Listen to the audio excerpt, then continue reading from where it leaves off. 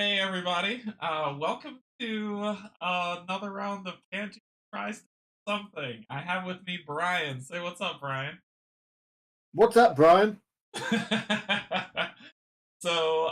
This is the very first, the inaugural painting stream that's going to be on the channel, and Brian, who has been my teacher and very patient with my terrible skills, has decided to has been amazing and said that he would join so we could dive in on it. Now, Brian he lives in the UK, so a little bit later in it's your afternoon right now, right? Yeah, it's about 4 o'clock. About 4 o'clock. So we usually meet up on his channel, which is now called the Cave of Adventure. If I said Cave that of right. Creation, wrong one. Cave I of have to. Creation, Cave of Creation, Cave of Creation. So we usually meet up on his channel every Saturday, and he's how to paint. Taught me how to use an air spray. He's teaching me how to proper blending and teaching me to have patience as I terribly paint miniatures. But I'm getting better as we go, and he's been very patient and amazing about it. Thank you. So tell us a little bit about Cave of Creation and Cave of. Cave of Creation is what was my old channel, and it's all going to be all about creating content for games, whether it's board games, role play games, um, online, face to face. But it's all going to involve creating content of some kind. Cave of Adventure is playing. Um, So like Dungeon Alchemy and the RPG. Yeah, board games. So the only thing I've got up is the one thing I did on the old channel, which is commenting on my wife's playing of The Captain Is Dead over her shoulder. Um, a Yeah, great I risk watched that in my one. life, I must add. But so that's what that will be the playing of games, whether it's board games, role play games, computer games. Anything where it's being played will be in the Cave of Adventure. Anything where it's being created will be in the Cave of Creation. So go on, check out his channel after this stream. I am going to link it in the Discord. Link his Discord in the description below, so you have access to the cave and the Cave of Adventure when it's ready. I'm part of Cave of Creation, so I pop on there like I said every Saturday, and paint with Brian. So it's been great. And sometimes his wife, hello Cynthia, joins in. Sometimes she slacks and hides off and doesn't paint minis with us. Uh, but it's still been really cool. So today for the first stream, I am going to be painting Oathsworn. I will be painting the witch, and that will be the mini that I'll be painting down at the table. Just to let you know that this is kind of the beginnings of the channel. So slight tweaks, stuff, if something's dark, I'll fix it for next time and whatnot. I just want to make sure that y'all have a really great experience as well as we do as we go through. Hey Greg, hey Barrett, hey Matt, hey Cynthia, how's it going? Pull up the chair. So before we begin, I want to say thank you to my Patreons, my YouTube subscribers, and if you are neither, just coming in to hang out and watch us paint minis. Thank you and welcome as well. It's completely cool if you're not interested in subscribing. However, I have turned on subscriber only mode for the chat only because it gets spammed with these bots, a bunch of porn and unnecessary stuff, and I don't want anybody having to deal with that while we're creating and having. So I turned that on. If you want to just pop in and say hi, you can subscribe, say what you got to say, and then unsub. No harm, no foul. Hey Thomas, what's going on? All right. So I'm gonna give you some information. Actually, no, I'm not. We're gonna just get right down to the painting table, and we are going to see what's going on. So let's get down there. Alrighty. So I don't see anything on there yet for your side, Ryan. So That's but I was just moving over and trying to find out why I wasn't getting anything in on live chat on my YouTube. So hopefully that fixed that. So you're not yes, back in yet. It's still dark. So we had to split screen it. Once again, this is technology is hard. So we had to split screen it for what's going on. So on this side, on your left, there's the witch, already primed and ready to go. Already primed I'm and ready to going. paint. What But I'm going to paint is the most scary, dangerous, and terrifying thing I think any adventurer group could ever meet.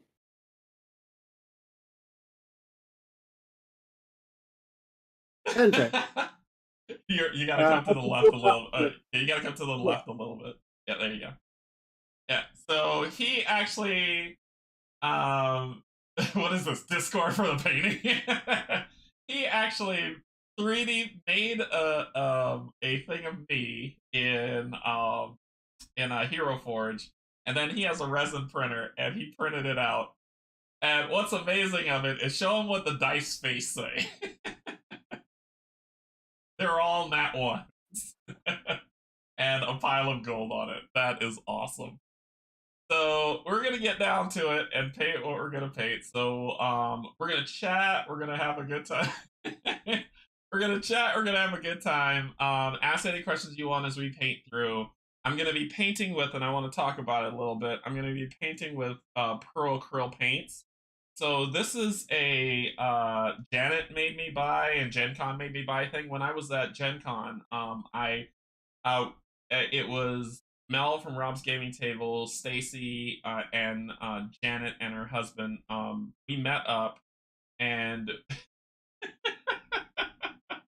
we did a painting thing together, and we all got to discover these Pro Acryl paints, and I fell in love with them because they were super thick. There was a lot that you got in the bottles.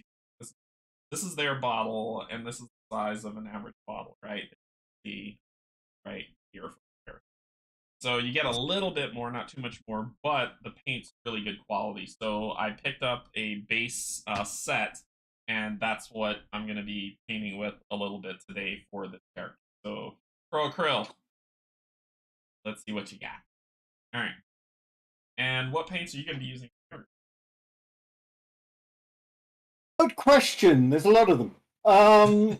Largely scale 75, but there is some Vallejo that might creep its way in there as well. Right. And then right. if I'm inking, it could be absolutely anything. Okay. So let's see. So the witch, what we're wanting to do, and I do have to this is this is her. So this is what I'm going to be painting. She's got a lot of earth tone colors. She's got like that reddish orange cape. She's got a lot of browns and reds, browns all over for what she is. And I didn't realize that in this image she'd have a chain around her neck, but she doesn't in the mini. So, but this is who we're going to painting. So I'm going to have this up on the side to reference a little bit as I paint through. And okay, so let's get started. Yeah, let's get started. So I'm going to grab some Pro Acryl bold, what's it? Bold Pyro Red and some orange, and I'm going to mix some paints, and that's going to be her cape that we're going to put together. All right. So these ones, and what's really cool about the Pro Acryls is that they come with the mixer inside of them, so you don't have to. You ain't got to struggle with it. Can someone post a Discord channel in the chat for me? For the creation. Yeah, give me a second and I'll put it in the description. Give me a second. Let me shake these up, and I'll put it in the description. And you'll be able to jump on there. So I can upload that now for everyone to grab. But I gotta shake this up. So what's also really cool about these paints is that you know how usual paints you have the top and then you twist the top off and then you sort these out. These ones, everything comes together. So what you would do is you would twist and it would open up that way. And then when you're done, you just twist it back to close. So just as a note, I'm starting with. I will find the correct position at some point. It's not for me, so it's actually quite hard for me to find it. Yeah, I know, I know. It's coming. It's coming. So I'm using dark flesh tone from Vallejo Game Color. But the other thing I'm going to be doing is make a note of all the colors I use, because that way, if I have to come back and tweak it, if I don't do it all in one go, I know what paints I've used. Because Canje will get further through his mini today than I will. Will I though? Why? Maybe. Maybe. Next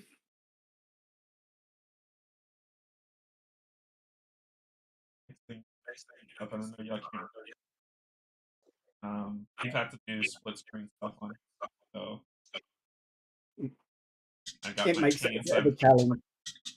Yeah, it makes it very challenging when you definitely have to.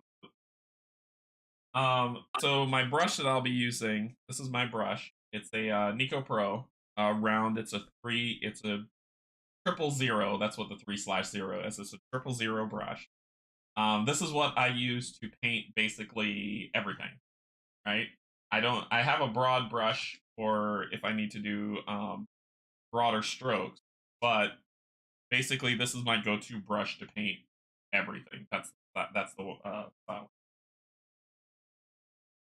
I'm using a Raphael 1804.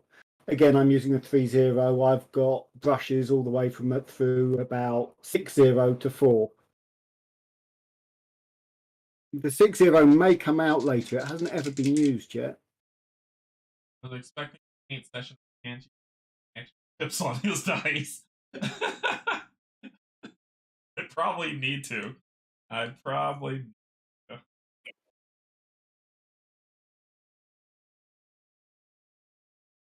Sorry, I'm trying to take the cap off. It comes with the cap, so it doesn't spill.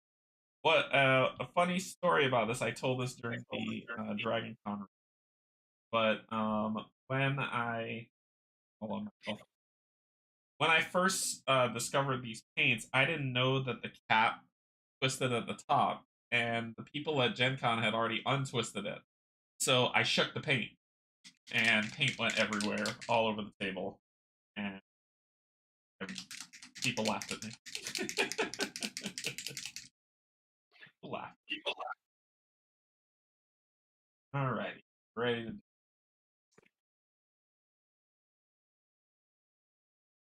I'll be starting with a going with a mahogany style color. So, and she's already been primed. I already primed her.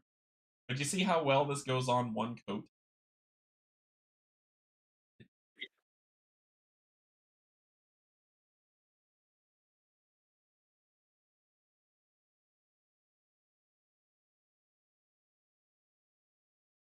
And because this is kind of like the primary coat that's going on here, I actually don't mind if I overflow some stuff because I'm going to cover it over. I like the twist top, but I can see that probably happening a lot.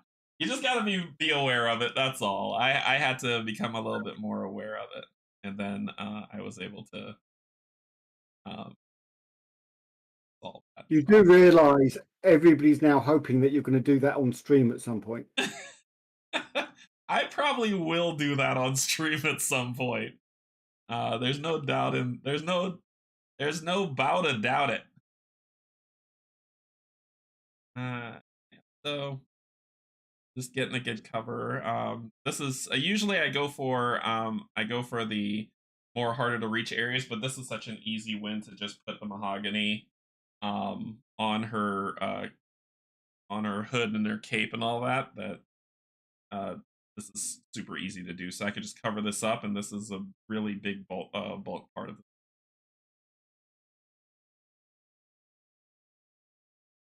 So Bryan, how long have you been doing miniature painting? About 37 years. What did you start with? Did you start with 40K? Usually, a lot of people say that's where they started. I started with 40k when 40k first came out. I Oh actually wow! have the original rulebook from the first release in the loft somewhere.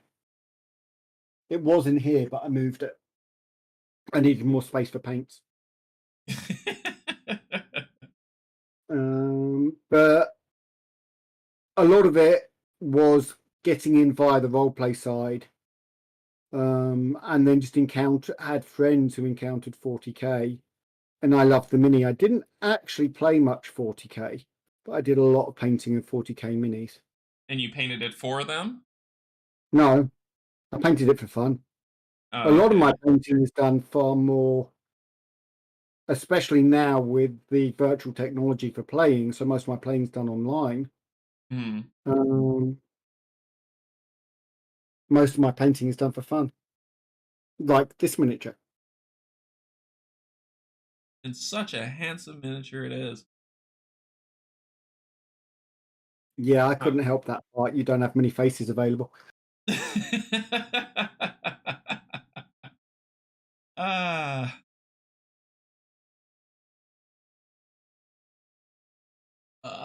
whoops. Yeah, and that's the other thing is sometimes with these stands that I have here, sometimes pop off. So I get paint on myself a lot. This stand is actually one I designed. It's available on Thingiverse. You posted it on there? Yeah. There's an American version of it because it's got coins in the bottom Mm. to give it some weight. So that's British 1 penny coin that will be soon replaced with ones with a different head on. Yeah, yeah. Um, so that weights the bottom so it feels good in your hand while it's small, so it doesn't get in the way. It doesn't go round the outside of the base so you can paint the base or get Oh, gotcha. underneath if you want to. And if you paint pinned minis, it has little holes in the top that you can put paper clips through. If you've used them to support your mini. So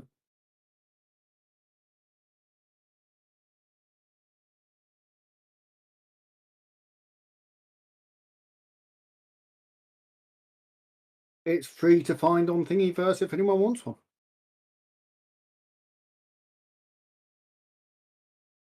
I think I did it. I can't remember whether I did a Canadian or an Australian. No, I did a Euro one, an American one, and a British one for different coin sizes.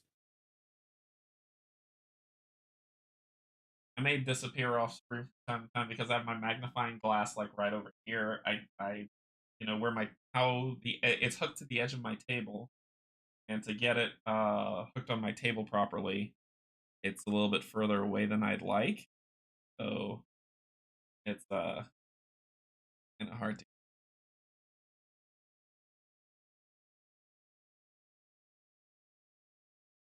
And my plan for her is that I'm going to do a I would say dry brush. It's not dry brush. Use some Wash. melon a wash. I'm gonna do a wash on the cape to give it a little bit of a darker feel. I know a lot of people would use the speed paints already with the red that comes with the wash, but the thing about speed paints with me is like with them I understand that they're supposed to be quick, just cover them, get them table ready, get them to go, but I find myself still spending the same amount of time being a little bit more meticulous than necessary.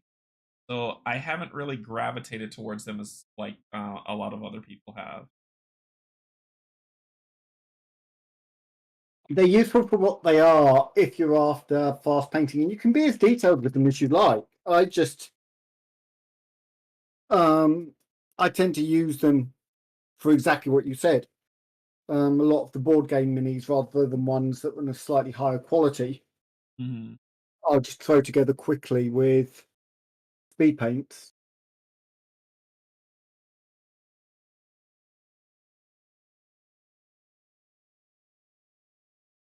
Y'all see my hand shake? My hand shake like crazy.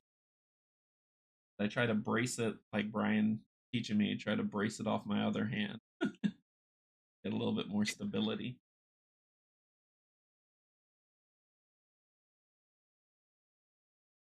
When a lot of people, whenever they do table ready, like they'll do this. but they don't forget. But sometimes they forget about the underside. Now I have to just paint all in here, and this is probably the most you'll see of a same color. Even on her, I have to close, flow. Like I said, if I get some paint on parts of her, I don't. That doesn't bother me because I'm the trouble with speed paints. Oh, Brian's. Oh, it's blacked out because he moved the mini. The trouble with speed paints is when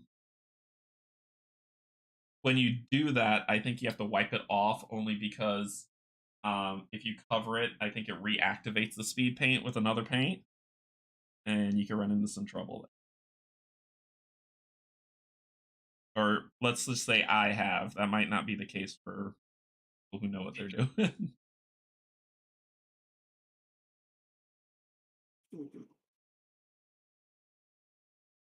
Yeah, I keep, because I'm trying to work backwards, I keep trying to find the right position on camera so that I can do this and be seen.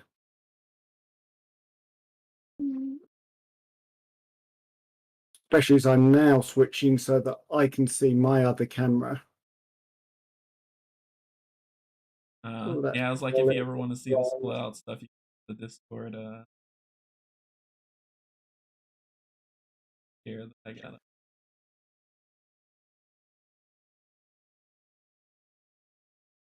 It's basically switching between two different things and making sure they both work.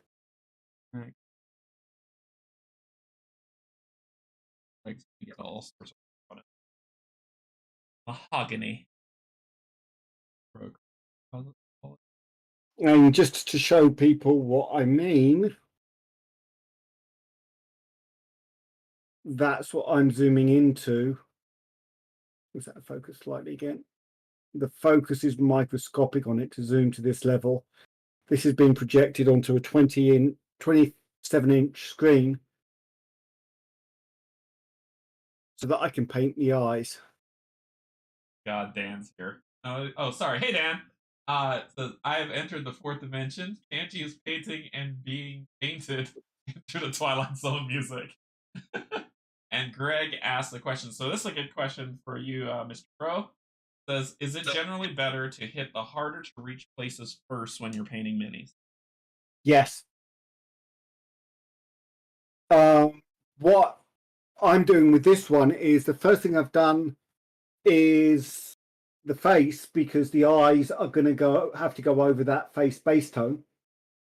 So it's not just the harder to reach, it's the bits that are behind things. So, oh, where are we?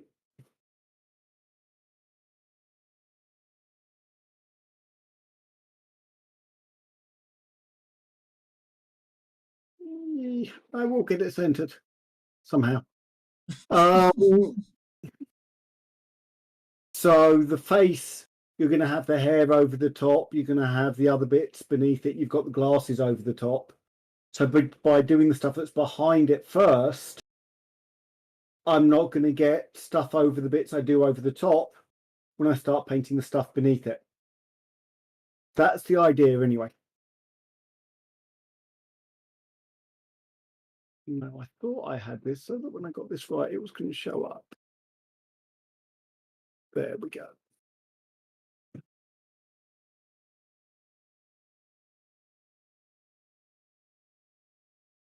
Her mini is bad only because she doesn't have a lot of colors to her.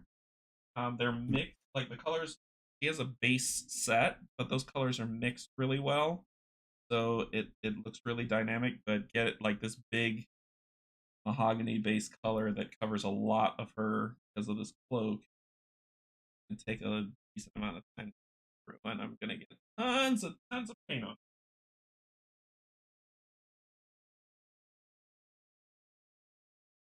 I would love to see Kanji's miniature fighting in a dungeon with his magic paintbrush.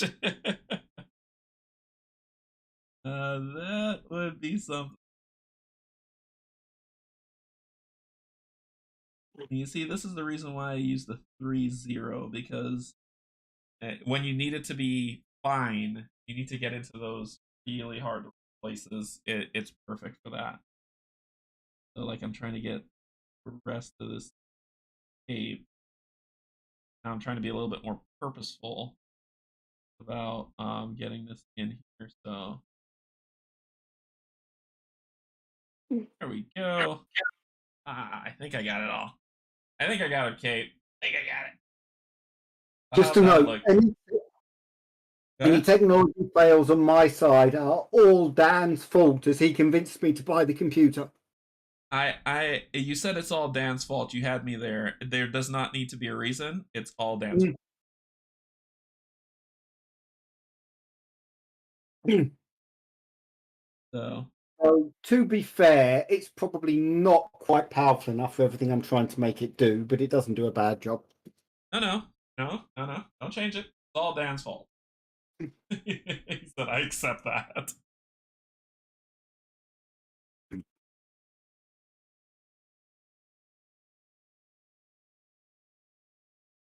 A lot on this lady.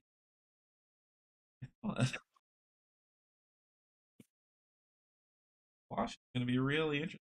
He's very. Yeah.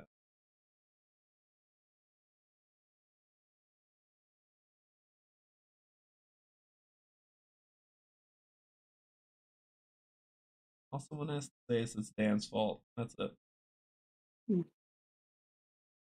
Just say it's Dan's fault and you're sold. And I believe you immediately.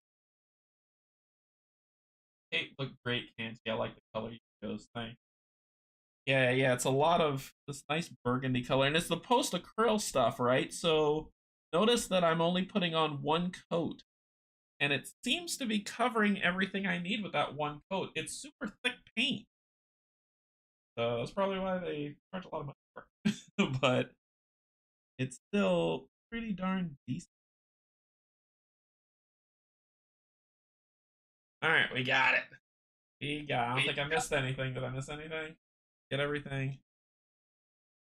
This is the bad part of me where Bryan usually has to uh, tell me that it's for table ready, not for show, because I get for anal about it and start detailing way too much. But we got it. Got her. There she is. And we're gonna apply a wash to this color to get it to darken it up just a little bit more, give it that nice dark feel. But I went ahead and I got that. So that's the first one, and that's the Pro Acryl. And the one, so I went to go mix paint, right? So I mixed the orange and the red, and what ended up happening was it still stayed bright red, and that's not what I wanted. So once I can get this paint off my brush, I'll show you what I used. Okay, so what I used instead was this one, the burnt red that came with it, this burnt red color that comes with Post Acrylic. So I'm trying to use this as much as possible, their paints for this during the stream. However, I've struggled with finding a flesh tone paint that matches what I like. So, except for in my first paint set that I ever got, this was this MSP Core Colors Master Series paint. That's what MSP is. This comes with like the base one, and it's this one called Tan Skin. It it does the color perfectly, and so that's what I've been using for a lot of the white base characters, uh, the fair skin characters, I say, of the paints that I use. All right, so what's next? I think her clothes might be next. In the image that they show, it shows like she's like on this leg here. This is open skin, but as I look closely at it, it's pants. It's not open skin. They've lied to me for the last. So I'm going to get her clothes, which I don't think this set of Pro Acryls that I have, um, they have leather. So there's multiple sets that you can buy, and they have a color for it. Oh, look at this. And flesh. I'm gonna give this a shot and see if it works. And flesh does come. So we'll try that and see if that works. But I am gonna grab a leather from Army Painter. So let me grab.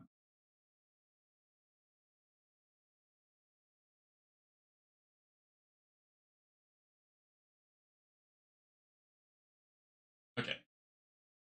So I'll be using this for her clothes. So I'm going to switch to the Army Painter set because I can't find on the base starter set for this. And if you buy Army Painter, Leather Brown also doesn't come with their base set. You got to buy like that big massive set that's on there, and then that will build it out. I missed your intro. Is this the first piece you're painting? Yep, Dan. She is my first. I'm painting, and then next week I'll be painting Brood Mama with Barrett. Because now that I'm doing the painting stuff, everybody's like, "Hey, I want to paint with you." So Bryan has to be first because Bryan's my teacher. So I'm going to be painting Brood Mama with Barrett. I then have to paint the my next character.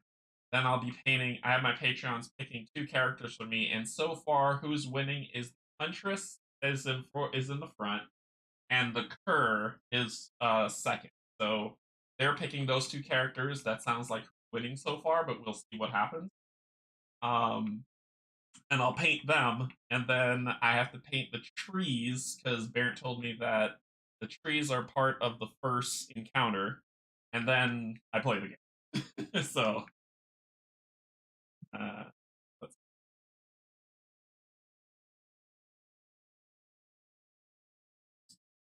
all right. So where am I putting this? Is gonna be your browser. So remember, I used the Pro Acryl. One coat did all that, right? One coat. So we're gonna use Army Painter so you can see a comparison, and let's see how this goes on. I'm getting one coat.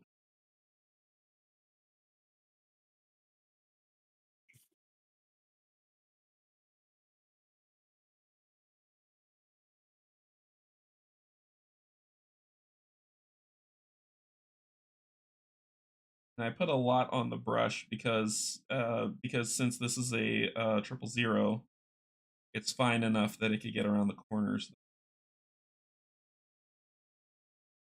Of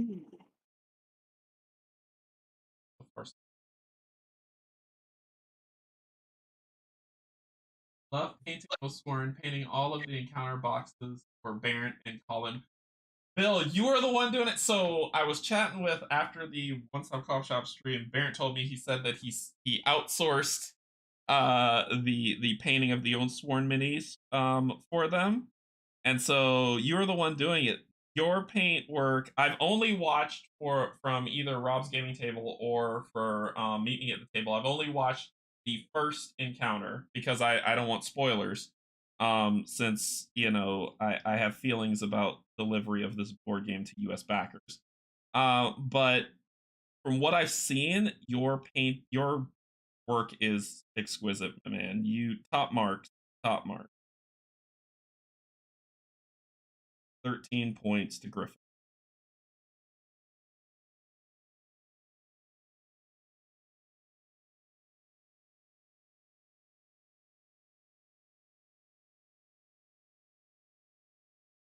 No spoilers. No spoilers. Please, please. The butler did it. Oh wait, look, that's a pant leg. So this is actually flesh that I painted that was brown. I'll paint over it. We can stop there. That is a pant leg. So that's a pant leg. That's skin. This looks like that's a pant leg. And then, but this looks like maybe it's short pants skin. And then this is long pants. I'm just gonna believe that. So when I start doing skin, I'm gonna go over this again. So that's why I was like, if you screw up, don't worry about it. Happy little mistakes. Happy little. We're just gonna put a happy bush right over here.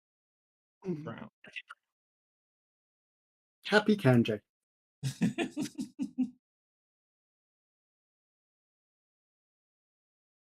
Yeah, so when I first started painting, when Bryan first started teaching me, I remember there was this one time where he was like, "Okay, go take a break," because I was getting so angry.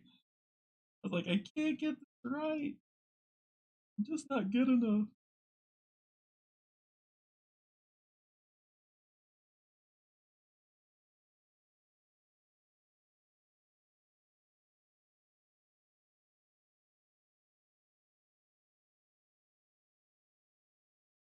Yeah, sorry you can't see what I'm doing so much of the time, but I can't get an angle to get to those eyes and still actually have the miniature that clearly visible. It's okay as long as you bring it back. Mm.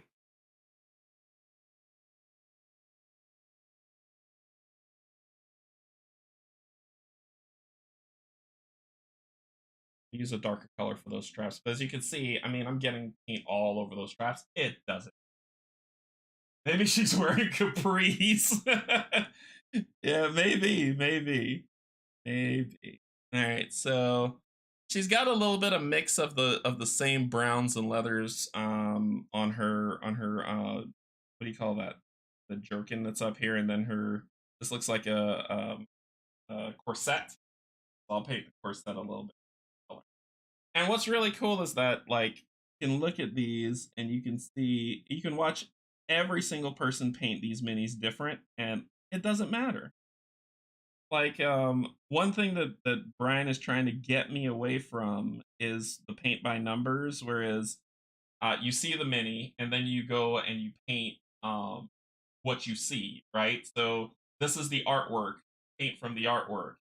So therefore that's what I've been following and what I've been doing. And he's been really pushing me to try to not do that and just said, screw what the artwork looks like. What do you see the paint looking like? And then use those to paint. And I still struggle with it because I'm like, I don't know. I'm not creative. I have no idea. And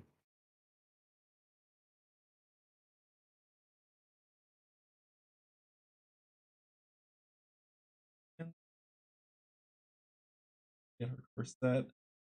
Now, red, different color. That for the. Hmm.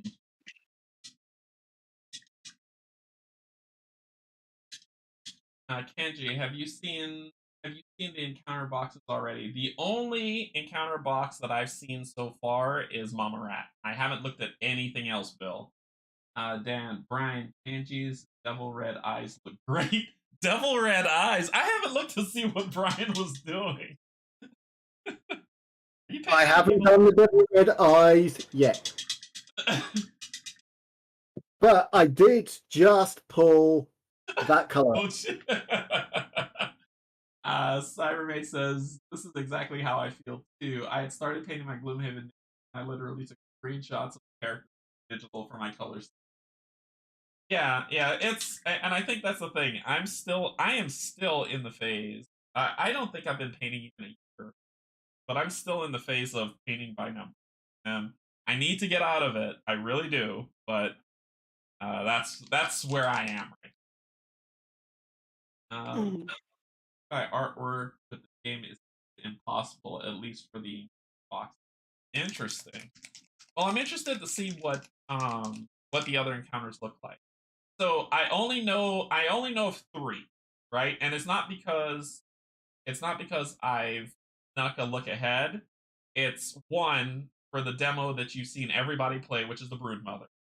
Two, one of the ones I saw is in the video, like the trailer video. It's like a three-part worm. I don't know what that thing is. And then three, um, I looked at a video from a content creator. I'm not gonna call out names. I'm not gonna call out names. But that content creator pissed me. Anyway, I looked at a video from a content creator and the content creator said that this is a spoiler-free video, and they opened up one of the boxes and showed one of the minis, and that ticked me off. I immediately closed the video, and I was like, dang it. So I know what 3 of them look like. 2 of them I stated because everyone's seen them. If you look at the trailer video, you've seen one, and if you've watched the previews that like Rolling Solo, Robin Mel, just all these different other content creators have made, you've seen the Broodmother. But the other one that I did see, I'm not going to spoil for anybody. I'm just pissed that I saw it, but it was amazing. Going by the artwork gives you a baseline, but going with feel will happen with time. That's the same thing Bryan says. What are you? What are you? You and Bryan is conspiring against me? What is it? I don't know what to do for her first set. Dang it! This is making me think. Let me see. What would be a good color? So usually when I hit this point, I'd be like, "Hey, Bryan. So looking at this mini and what I'm going for here, what would be a good color for her corset around her waist to give a good blend?"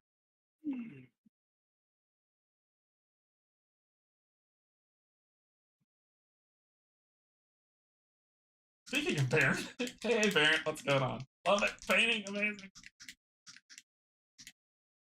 No.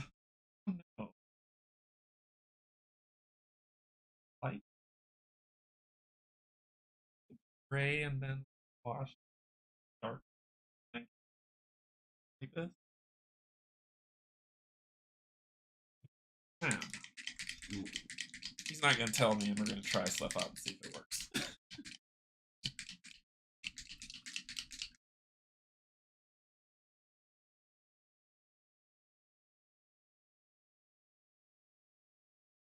We're gonna try another Pro Acryl color. I'm just screwing around with colors. So I'm gonna try this color here, which is which is called their bright warm gray that I'm gonna use.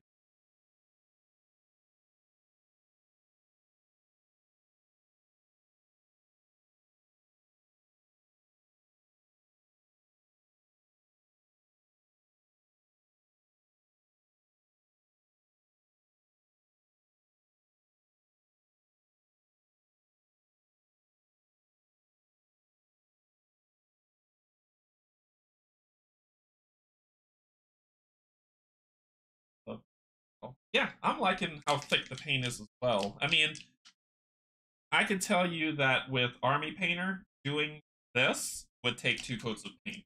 I will tell you that beyond no doubt about it. No doubt about it that it would take that.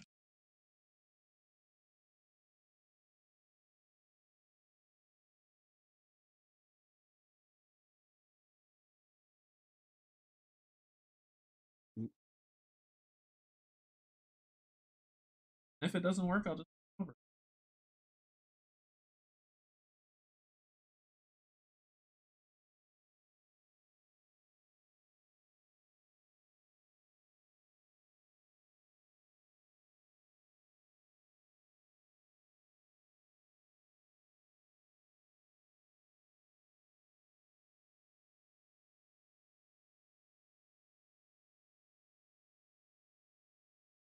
Speed paint equals sweet paint. No doubt about it. Sounded way better. I want to start using that. Yeah, I use that all the time.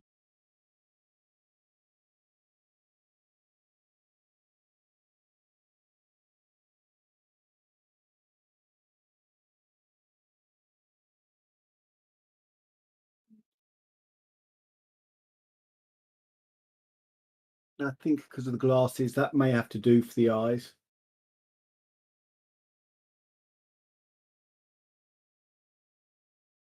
There you go, Canje. Good. My evil glare of gray. No, you've got red eyes in there. Don't listen to Dan. Do not be influenced by Dan. He wants to destroy us all. No, we want us all to buy lots of Microsoft products. Like I said, he wants to destroy us all. There's nothing wrong with I don't see the difference. That's buying Apple products. Sorry, I mentioned that name. Dan may have now left. Oh, did he? Dan has left the chat.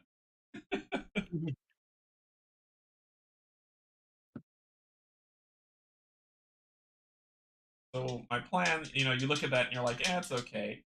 I am gonna add some little bit of purple to that, and then I'm gonna throw a wash on it and see how it turns out. I probably should do her flesh. So we're gonna try the Pro Krill Tan Flesh, and remember, this one that I always use is called Tan Skin. This is my go-to, right? But we're gonna try this Tan Flesh and see how that works out.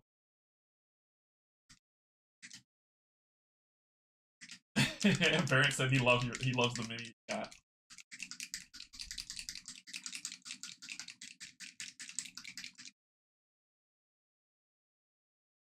Just so you can see the original Ben. As you can see, it's totally me, right? I don't own those Right pair of there. Adidas, by the way.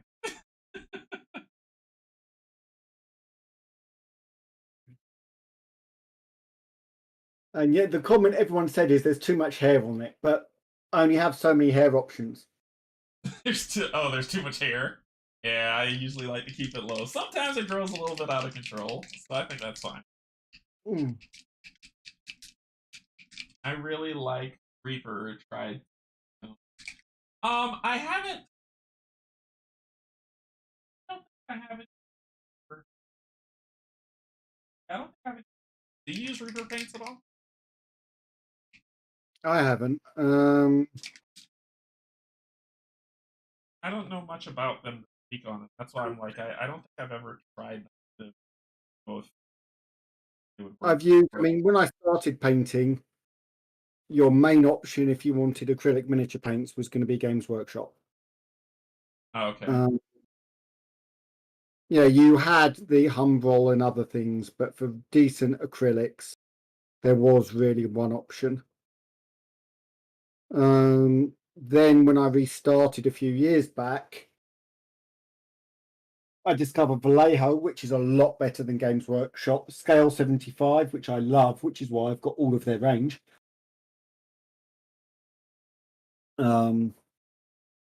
Which is a scary number of paints.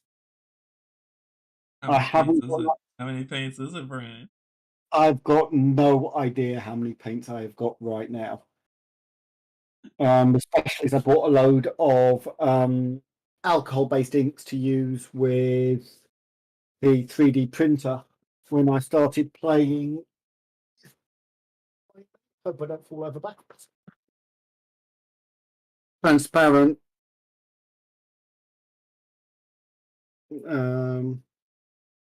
So you're losing all of the color tone on that, which is quite interesting. What's up? Oh, I know why. I know why. Hold on. I got you. Hold on. I know why. Oh, have you got me tied into green screen? There you go. Done and done. So that's as you can see when I rotate it, that's a transparent printed mini that I then use green alcohol ink to paint to put the color on.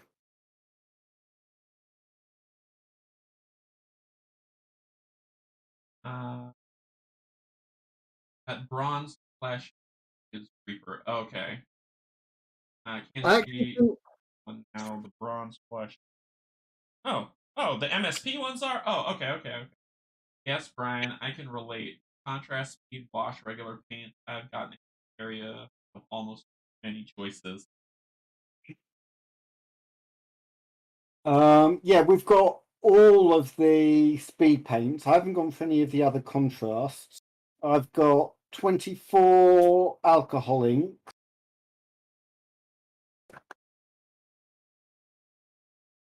22 ordinary inks, 12 oil washes, which I haven't tried yet.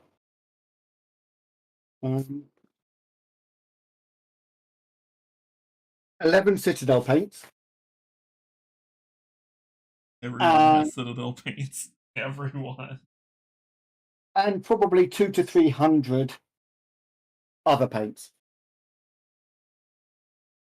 Damn. That's a lot of paint. Yeah. Let's see. What paint Bryan transparent? You'd either use an alcohol ink, though I actually think in that case I use prismatic bolt speed paints, because the way speed paints are made actually will hold transparency. They're not pigment based. But that is specifically speed paints. It may apply to the Citadel contrast paint. I don't know. I haven't used them.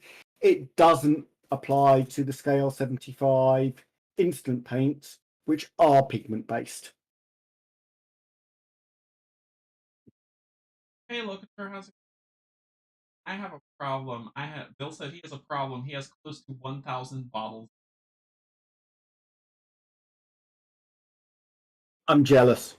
I, Oh, I sweetheart. I hear Cynthia gonna say no. So I get her face. So as you can see, the hard to reach area is first. Better. So I get her face first, and then I'll do the hair around to fix all the extra over. Same thing with the hands. His hands are this. Ooh, I found a new friend with this pearl krill tan skin. When it dries, it looks amazing. And I'm supposed to be doing her leg. So let's get on. Let's get on it.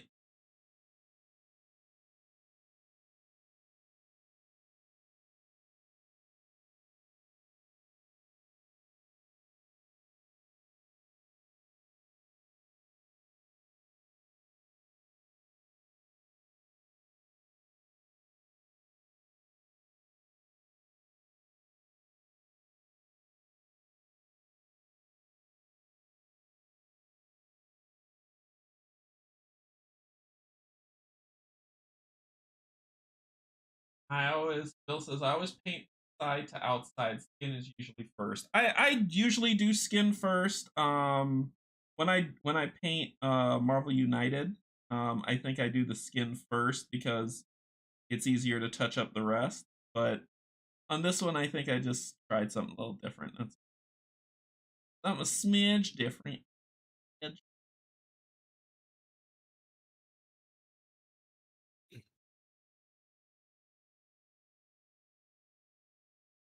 This Pro Acryl is going on over the army painter.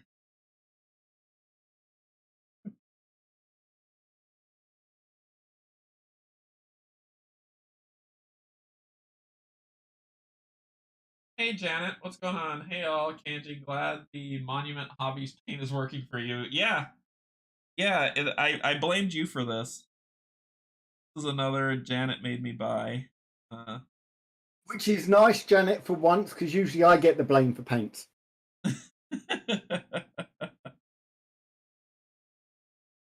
And I'm completely innocent on that front. I would never suggest that Canje gets more right, paints. right. Uh huh. I've got backup. I've got backup that lives in the house for you that will say that you're a liar. Okay, I may hint that if you encourage my wife to buy more board games, maybe I should encourage you to buy more paints. I don't encourage people to buy board games. I am an information broker. I provide information so that they can make a decision on purchasing a board game if they want to or not. I claim zero Someone in the responsibility. house that can...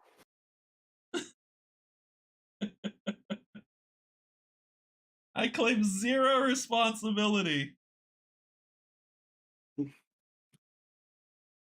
how's that looking for a leg? You claim zero responsibility. Have you ever thought of a career in politics? Well, that depends on what your definition of the word is. There we go. We'll show leg on one. Hey Bryan, I blame you and Canje for my airbrush purchase. No, blame Bryan for that. That's all Bryan. because I did not airbrush until someone talked Do you me bet into it. No. it? That's beside the point. That's not the point Janet's making here. Don't come here with your making sense. We don't do sense on this channel. Your facts. Nobody wants your facts. So what do I know what I want to do for these? This is gonna be plate metal. So I always seem to break out the metal paint, so she'll have plate metal, but I don't know what to do about her. That does not match the picture at all. Picture smicture.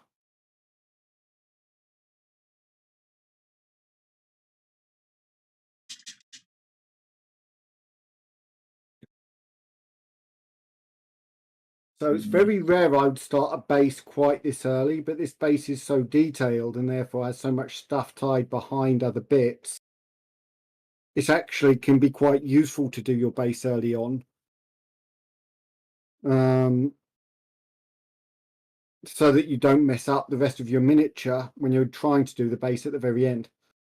I've done that more than once. I'll make her sleep. This is the reason why I like to paint by numbers. I don't feel confident enough to step outside the zone. Just pick a color because I don't want to screw it up. And it's like, but screwing it up is part of it. You'll get better. However, I don't want to screw it up. So now I'm like, okay, in her picture from Shadowborn, she doesn't have sleeves. She has her arm and she has wrist guard. So now she doesn't have wrist guards. She's got full sleeves.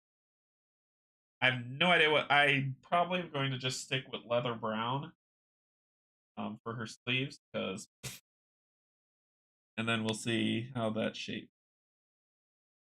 Locator said, "I'm waiting for my shipment of Duncan Rhodes too thin coat line of paint. Interested to see how they I'm work." not a fan of Duncan. What's got you against them? There's just something about him. The guy or the paint? The guy. Oh, you don't like the guy, but you like the paint. Right. I've not used the paint. He's just brought out his own paint range, but it's kind of, do we really need any more paint ranges out there? It's just I've got a name, so I'm going to bring out a paint range because that way I can make a load of money. He's a former Games Workshop employee. He used to be the guy that did all the Games Workshop's paint videos. And yeah, his big thing was always everything should be 2 thin coats. And there's at least one video with 2 other well-known YouTubers spending half of it going, "Sorry, Duncan," every time they start saying, "Well, no, don't use 2 thin coats." Oh, gotcha.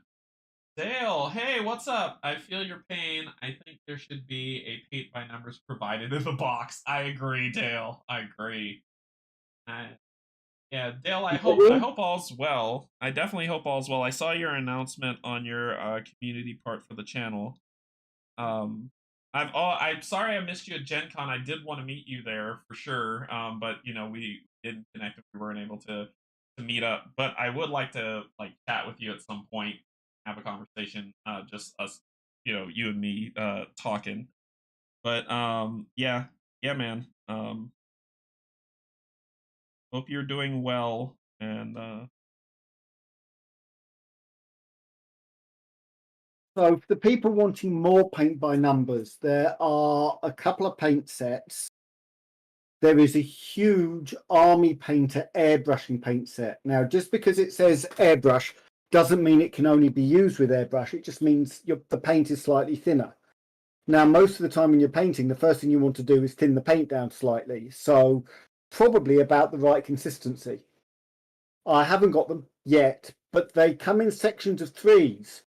So you've got the main colour in the middle, the highlight and the shade for that colour.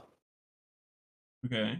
Um, So if you're after a paint by number, well, what do I highlight with? What do I shade with? That should cover that for you. There's another brand that does it, and I don't know their name off the top of my head. I've seen them in some of their videos. A YouTuber called Lila Nev, who's does quite well on painting Warhammer stuff, has done one, and she uses them quite a lot and loves them. Okay. That would have been great to accidentally run into it at Gen Con around the other 50,000 people. I know. There were a lot of people at Gen Con, and I loved every minute of it.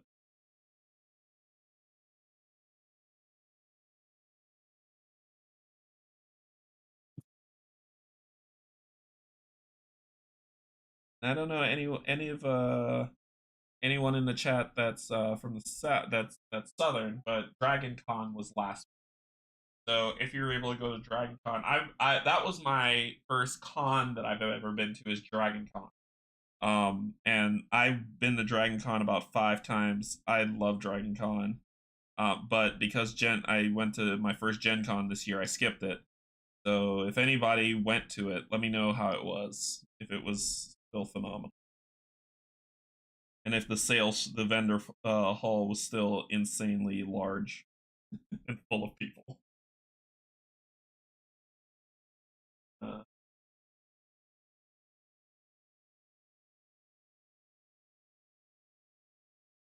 I'm just trying to make it on the screen while I look for paint, so it's not just a blank screen for you.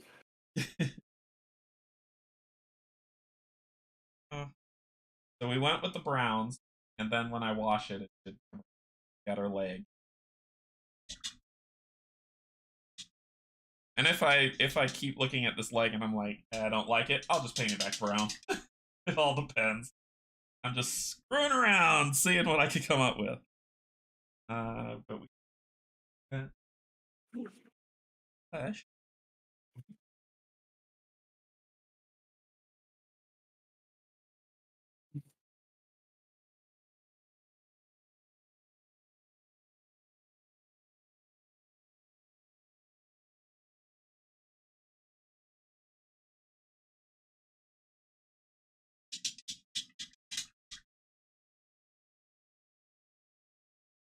Once that dries, I'll fix it.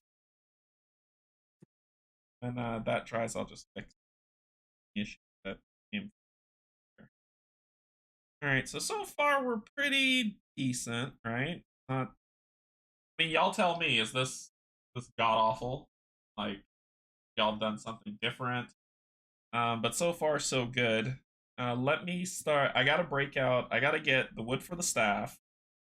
You can see paint's already on my finger, and I gotta get the plate metal for the boots. So let me go grab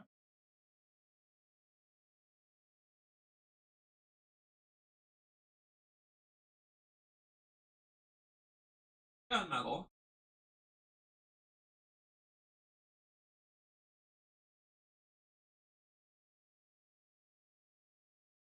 Got the ocean. I've got the mountain. I think the colors looks good. Thank you.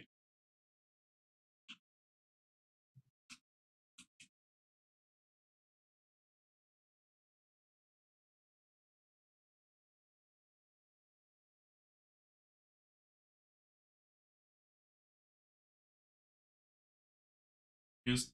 So my next set of paints, because um if you have not purchased the metallics from Army Painter, go buy them now because the metallics from Army Painter are amazing. Pro Acryl has metallics. I just haven't gotten them yet.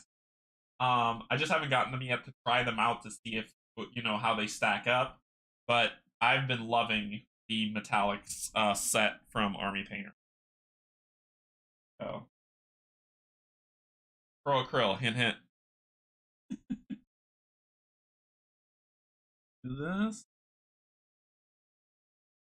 If anyone from Pro Acryl is watching this, Canje would love a set so that he can test.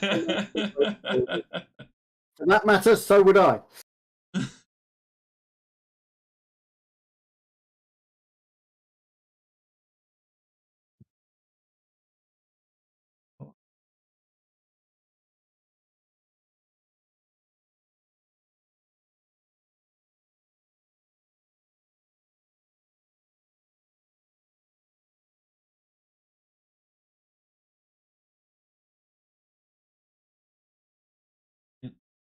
Wink, wink, nudge.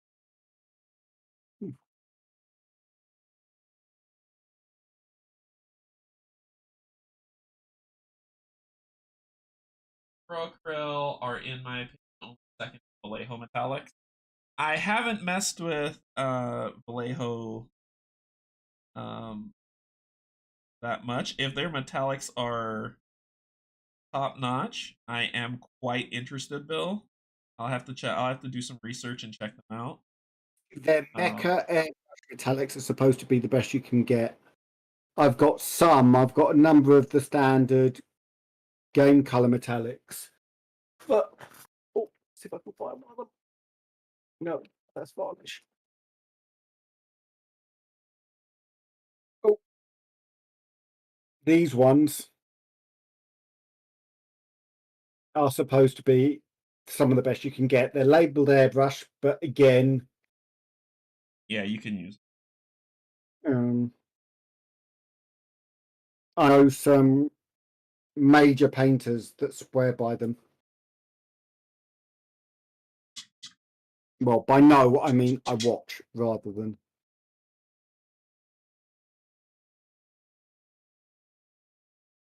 I have the Air Silver Vallejo goes on the Uncoat. I like Army Painter as well, but they have been a lot. I haven't had to.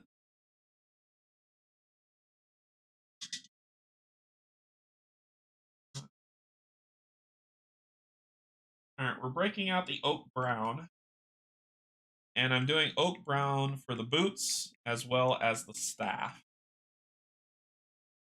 And we're going to do the dirt spatter for the straps to make those a little darker, or I might go with a different color.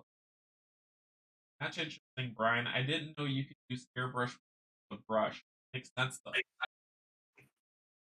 Yeah, they come in at a far better thickness, but because you're not thinning them and they come in the same volumes as ordinary paints, you basically get less for your money. So if you're comfortable thinning your paints slightly, you end up with slightly more paint that way. Where and I don't know if any other painter in the chat or you kind of run into this, but me, every now and then, the paints get solidified in the tubing, and so what I do is I just grab a needle and I just go around the face, pull it around a little bit, and free it up, and once again, it's ready to.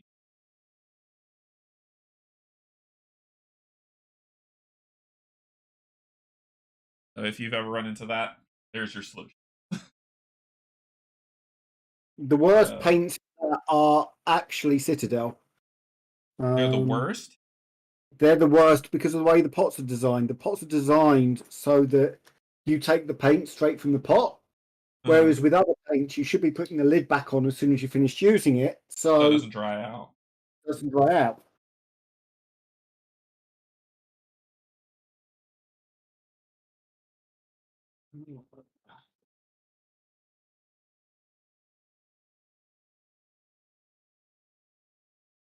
Oak brown I'm using from Army Painter. I know for a fact that the base set of the Pro Curls don't come with the oak color. It comes with the mahogany, which is a form, it is a wooden color, but it isn't the brownish wood that I would like.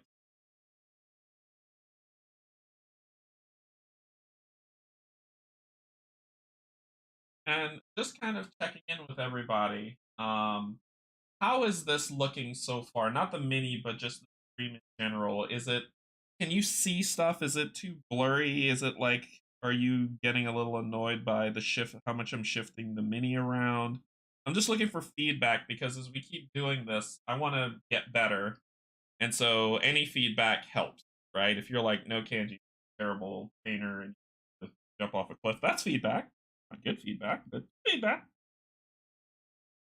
I'd like to know, how do y'all think that this that the cam and all that stuff is fair enough so that I can, you know, adjust and fix for the future.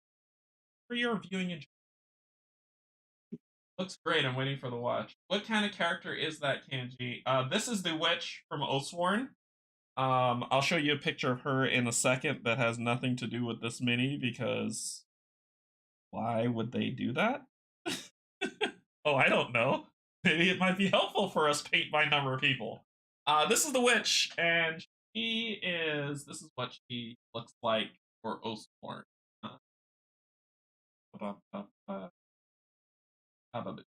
So that's what she's supposed to look like.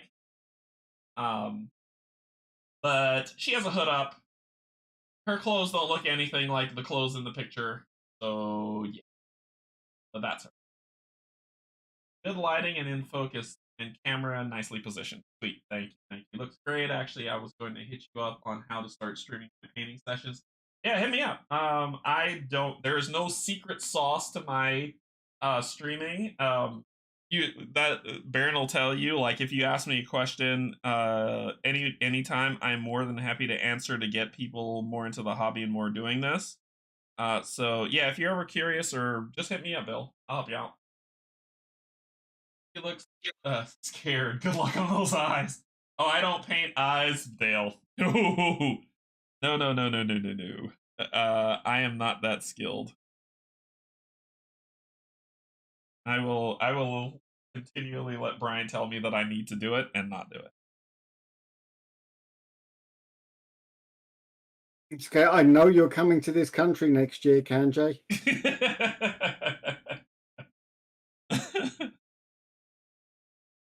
Just saying.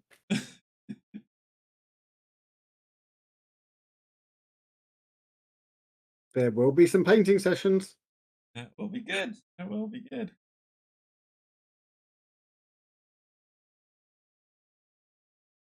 So all I'm doing right now is just I've added some flow improver to an ink, added a bit of black into it so that I can get really crisp.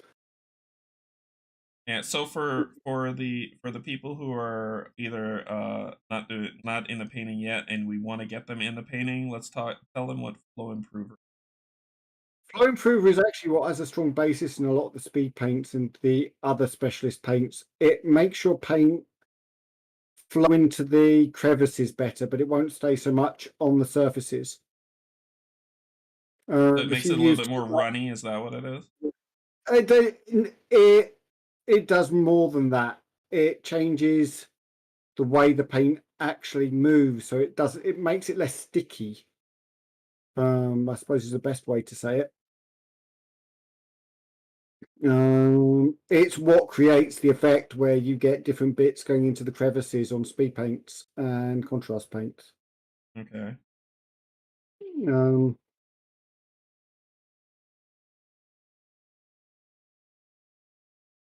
It's also useful when you're airbrushing. Oh, pick up the magnifier. So what that means is I can get really good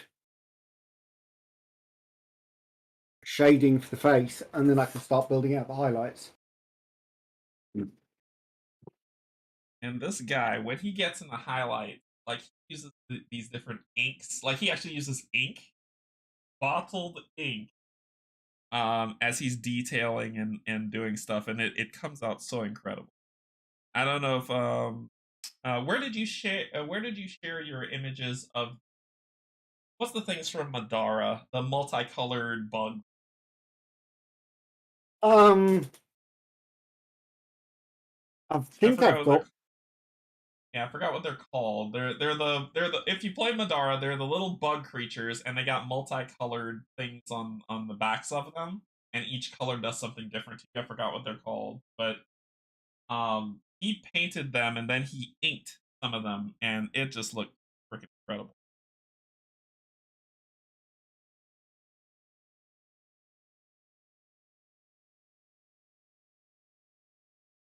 No, the photos must be on my phone. They're not in the list of painted minis I've got.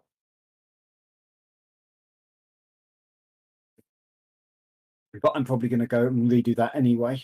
Now I can do the decent display. Okay.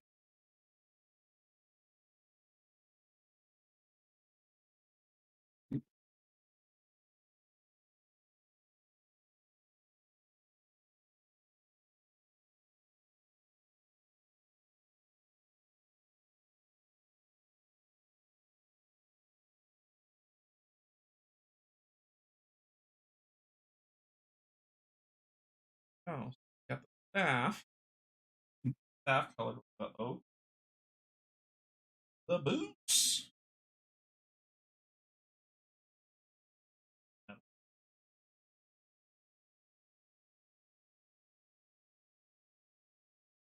Careful.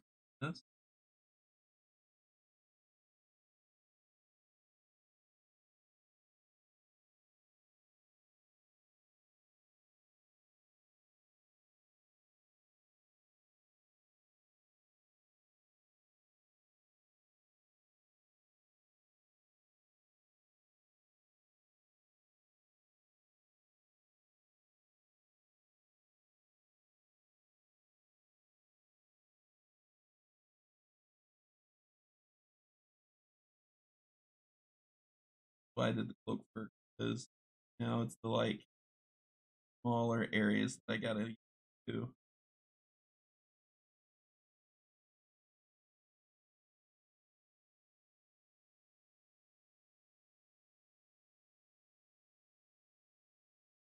Is your email posted somewhere? Good. I post. I'm trying to think where I post my email.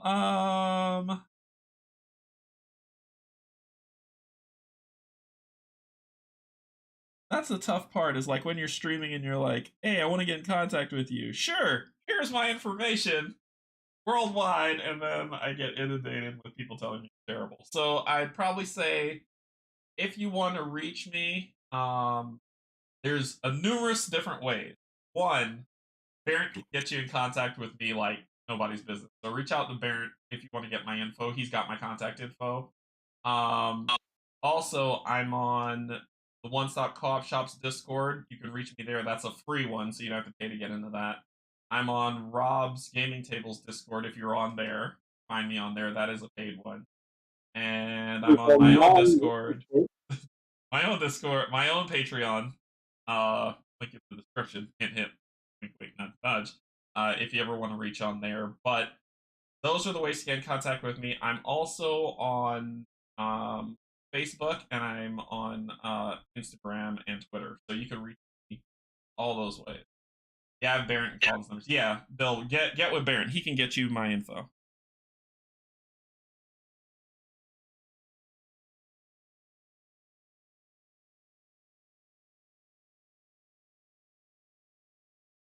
If I give him out here, basically what's gonna happen is Dan's gonna email me or call me and start doing heavy breathing.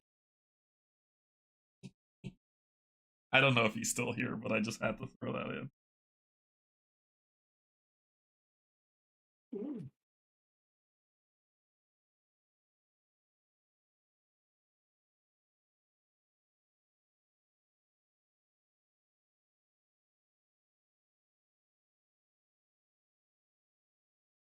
Well, that's drying for a second. Let's put this in front of the camera. Here's one I made earlier. Did you ink that as well? This was largely airbrushed. It probably had some inking on it. That looks. It's a good. If I put my finger into the picture, you can see it's a good size compared to Canje about to get eaten by an elder god. Yeah, don't put me next to Cthulhu. Cthulhu kills me all the time. The Fragors, that's what they're called. Thanks. But You should show off some work, Bill. Those minis look great. Well, from what I've seen of Oathsworn, you should show off that great work. Sorry, Brian, you were saying? and a lot of this was washes, I think, more than inks. But inks were the original washes. Originally, you didn't get the thins down. Basically, a wash is a piece of acrylic paint that's been watered down and had a bit of flow improver added to it. That's what a wash is. Before they made those specifically, we used inks. Now, where's the brush I was going to butcher? What was the wisecrack? I missed it. Nothing, Dan. Who's wisecracking? Nobody said anything about. Nobody said anything. What? What? And I Karma. don't think anyone would ever accuse Canje of being wise. Oof. When you're stuck on a stream with one of the Muppets, I call Dan, Bob, and Bryan. They're the Muppets that stood up in the rafters and always like made wisecrack jokes at the actors. That's them. Waldorf and Stadler. Waldorf and Stadler.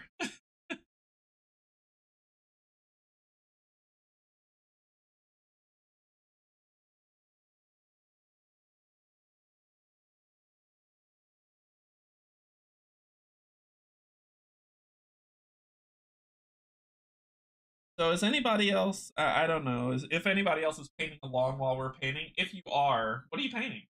What do you? If not, what are you thinking about painting?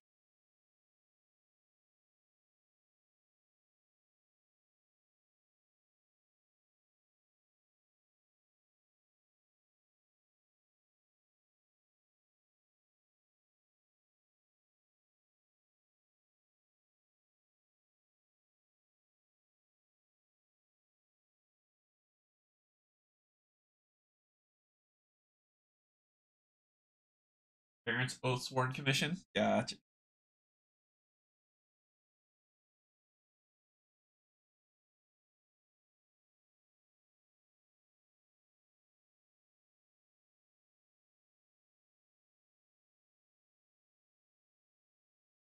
So what I've just done. Oh, look at her.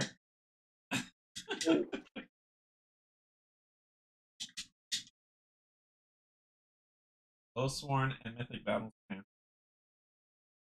I've just made myself a dry brushing brush.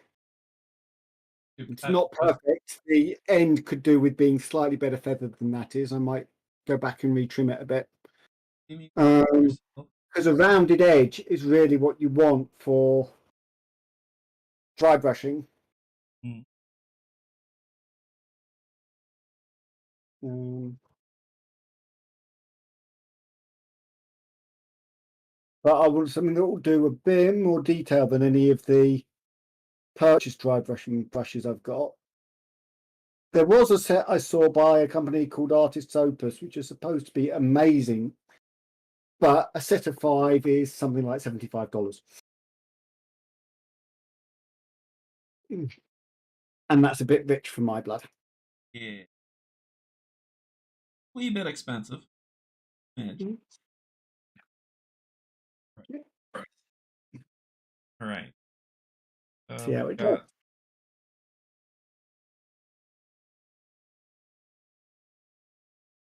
so straps around the leg. I might make those bands. I actually might make those gold. Straps around the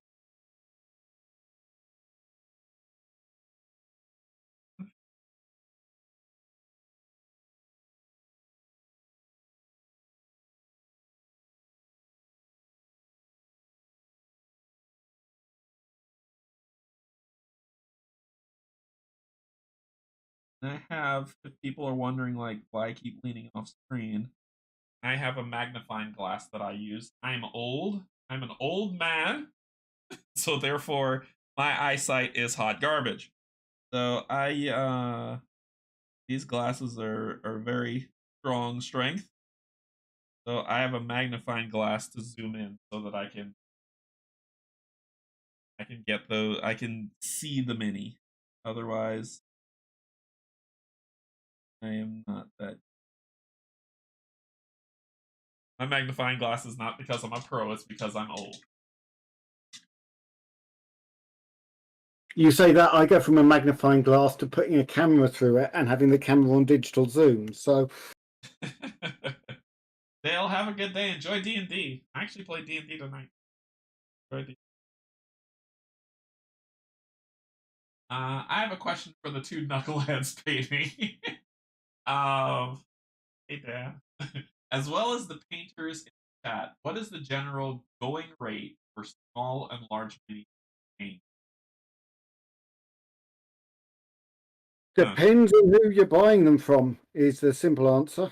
If it's Games Workshop, then the price of a small car. Firstborn? Um, Firstborn? the I mean, I wouldn't. I'd be looking for a decent miniature these days to probably be paying $6-7, about £5 over here. If I buy the STL file, so for example, the miniature of Canje, then those from Hero Forge are about $8 unless you have a subscription. And if you have a subscription, it goes down to about 3. Yes, I have a subscription.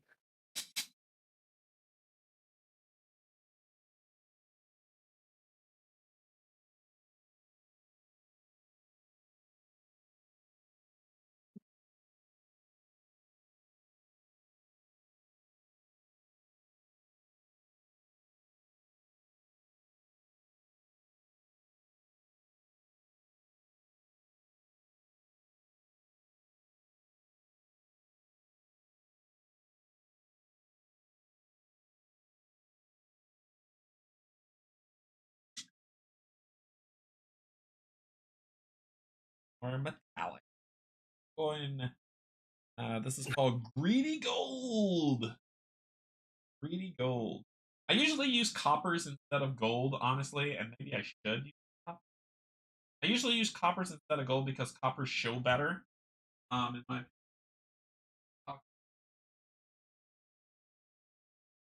copper colors. I've got I use sorry, not copper. I use bronze instead of gold, and then I have a copper. I'm gonna use the bronze. I'm gonna use weapon bronze instead of gold. And you'll if I hold them together, you'll see here that they look similar. The weapon bronze is actually just a little bit darker, but that little bit of dark gives me like that perfect offset for belt buckles and things that I want to use instead of. But yeah, I don't know the going rate of purchasing minis. So I don't know that. I know the going rate of purchasing a board game, but not.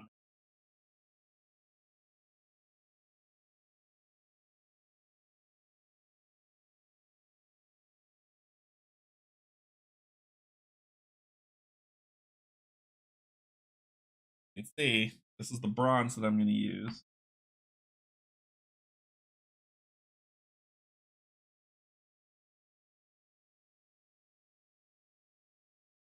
And it gives off that sense of gold, but keeps it dark enough for it to feel really nice across.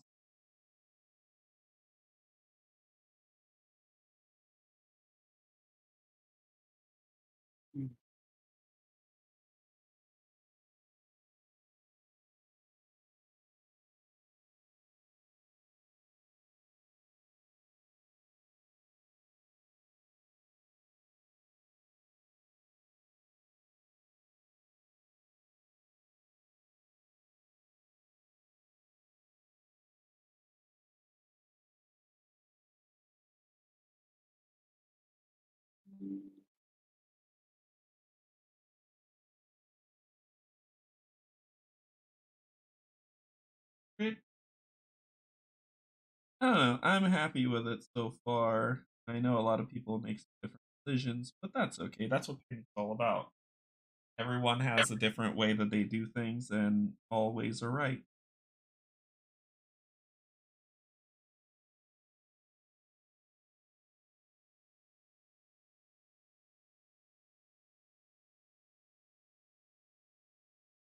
Got the gold, the bronze that makes it look a little bit more golden. Um, and the of bronze. Gosh,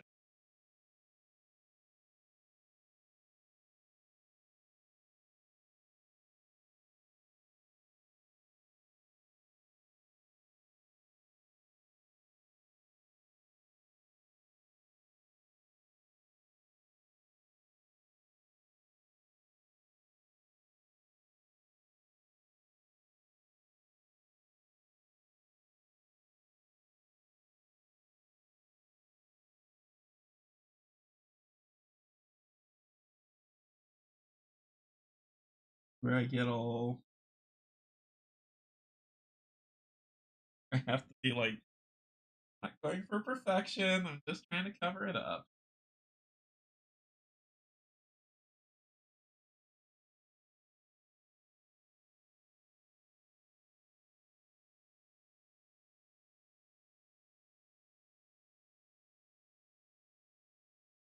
Yeah.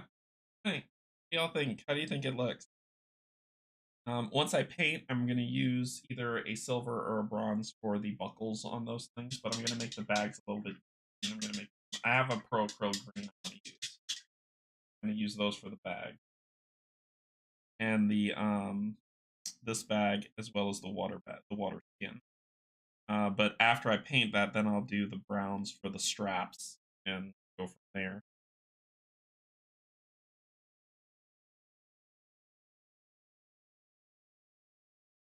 A lot of the straps, like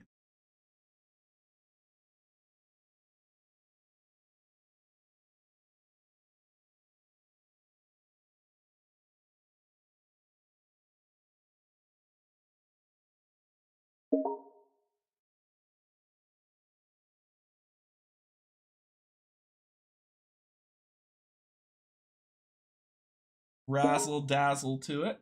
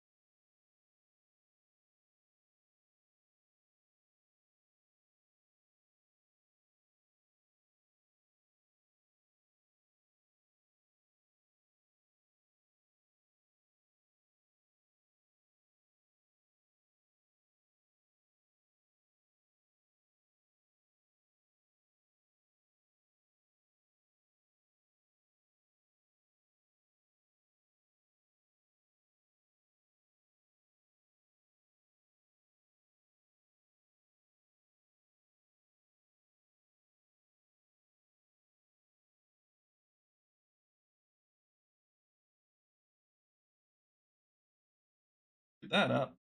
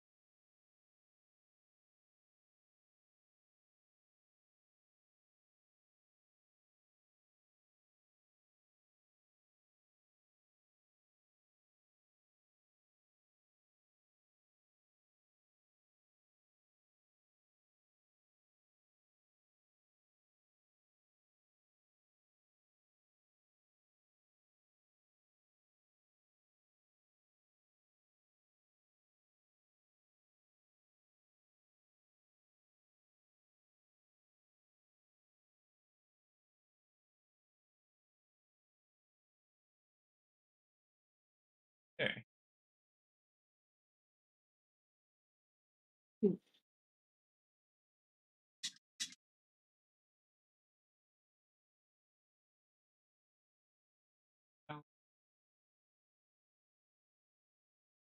Patience, patience, patience.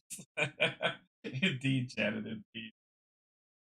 Angie, it looks like she is waiting for someone to put a dollar bill in her garter belt. I say painting over her leg. I think all the way down. Okay. All right, let's do it. I'm open to it. Open to it.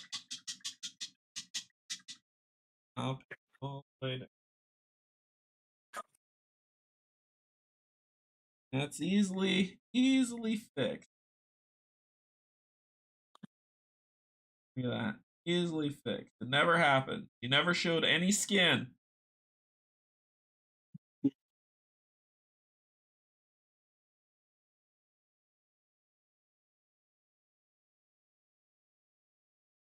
Of course, one could ask how Dan is so familiar with that he can spot it so quickly. Woo.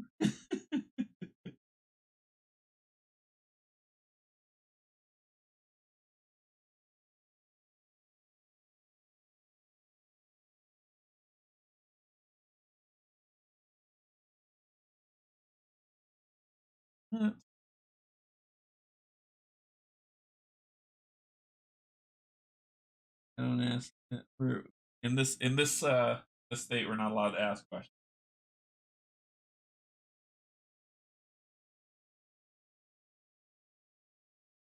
There we go. There, and look at that. Boom. Man, at Canje, back to Caprice. Yeah, back to Caprice. So boom, fixed it. No longer. She's no longer showing skin except for right there in the waistline. All right, so we're doing pretty decent. I would love to put some gold around there, but I don't think that'll make sense for what's there. Um, I think I'll just do a leather once the paint dries down that area. However, camera. However, I am going to start working on the bag, and then I'll get to the lantern. The lantern's a big one for me, and this I'll probably will be asking Bryan's opinion on. I plan to paint it with light glow. I think I'm supposed to go to. Is it Bryan? And just correct me if I'm wrong. With light glow, is it bright to dim, like the different colors, like white, yellow, orange, red, and then just kind of then you dry brush the outer color. Mm. Yeah, it's quite hard to do well. Yeah.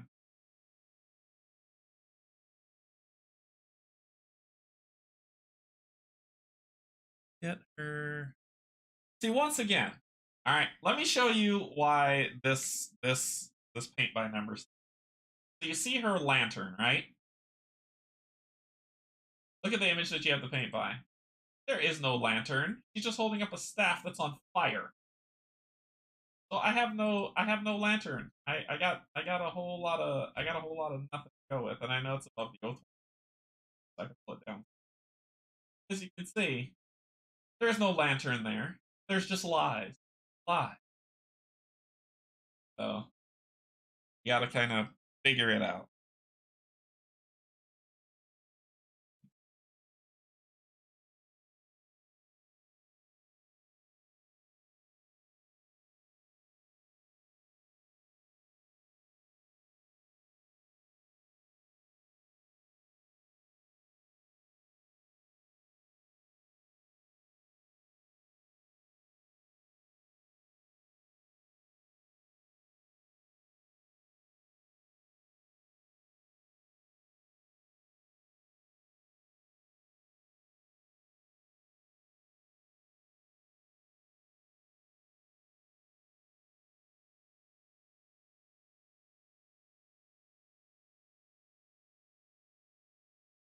Cool.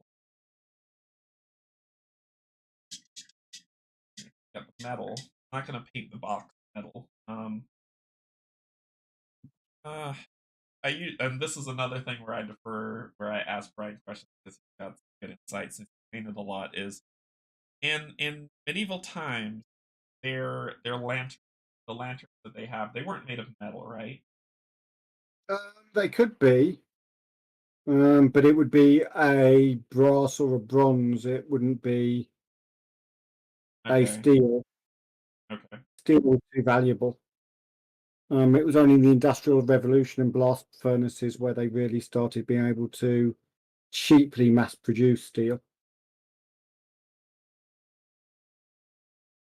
So, or grab not the bronze, since the bronze on the leg.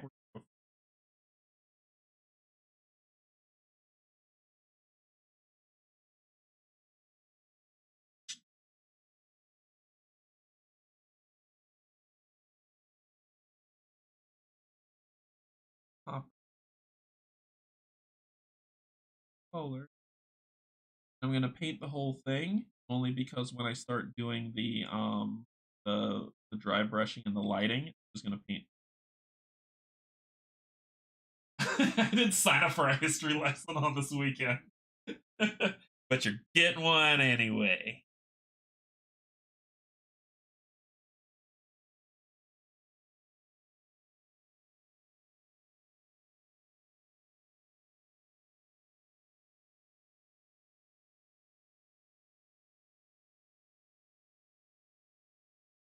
Just think of it as a value added part of the stream. There you go. Bonus.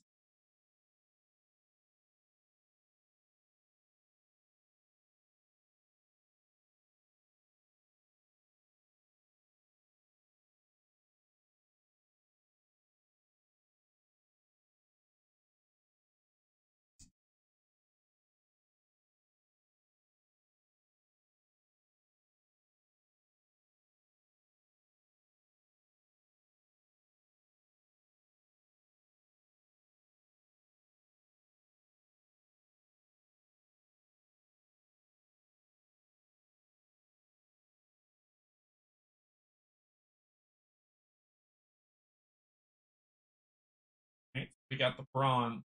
This is that is copper.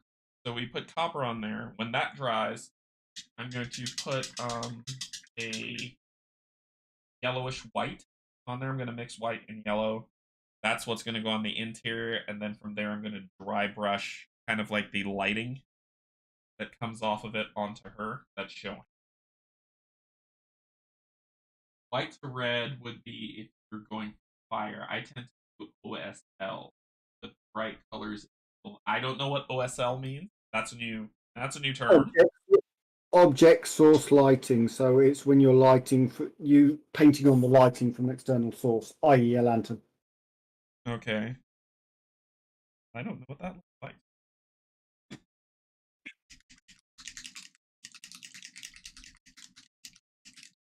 So we're going to be using for the water skin as well as the belt. As I knock over a bunch of paint, we're going to be using Camo Green from Pro Acryl. So we're using Pro Acryl's Camo Green. So I've shown you a pretty decent chunk of Pro Acryl's set so far. I'm willing. I'm down to try different styles as long as the paints are pretty decent. Um, so far, Pro Acryl has been like the thickness of the paint has been really good. One layer go on is huge for me.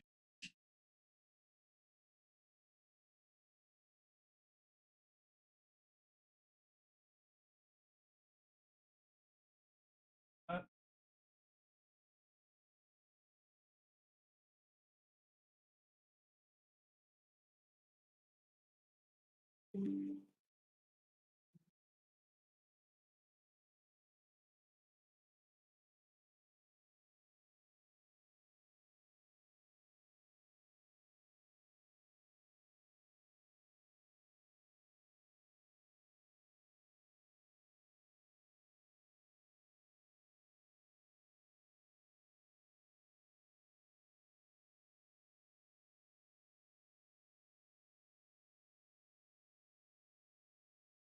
And Jay, what colour are your glasses? um, dark brown. Thank you.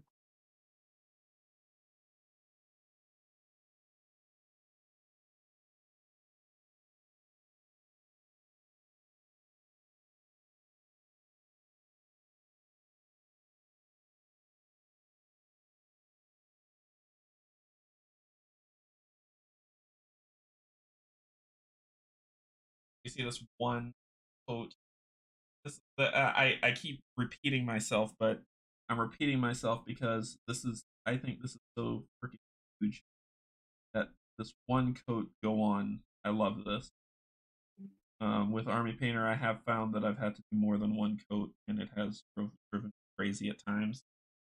But one coat put on with Pro Acrylic, or Pro Acrylic. I'm just trying to see if I can get my epically wonderful, gorgeous, and beautiful wife to bring me some pizza. Ooh. Dry that one out. You can fertilize the lawn.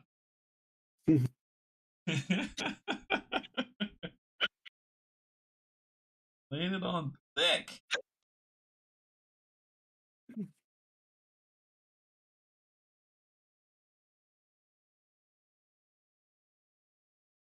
Hey, Brian. Hey, Brian, what's going on?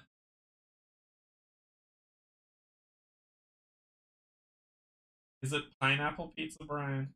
Is it pineapple pizza? Canje? I'm gonna need you to throw it in the garbage if it is. Just for suggesting that I might eat something as big an abomination as pineapple pizza. I think my name is Kate or something. Oh, that's awesome.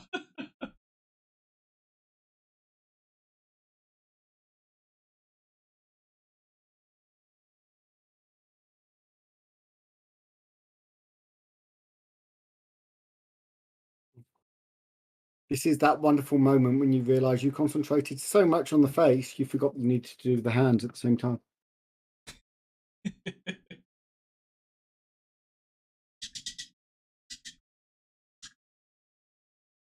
It is an abomination. It is an abomination.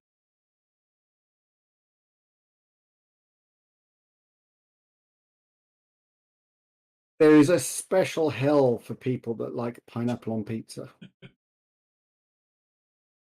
And no board games are there. That Oh, there are board games there, but they're all Scrabble and Monopoly, and they've all got missing pieces. oh, or a puzzle that they put together that's missing that one piece at the end. Yeah, With one piece missing. I'm using a 3-0 at the moment, Janet. I was using a 6-0 earlier when I was doing the eye. Yeah, I'm using mine is a this is mine. It's a Nico Pro. It's a Nico Pro round and it's a 000. But the sizes of a brush don't have a standard. Ooh. So that means if you're buying a 000 for one, it's not company. It's not necessarily the same size as a 000 for another company.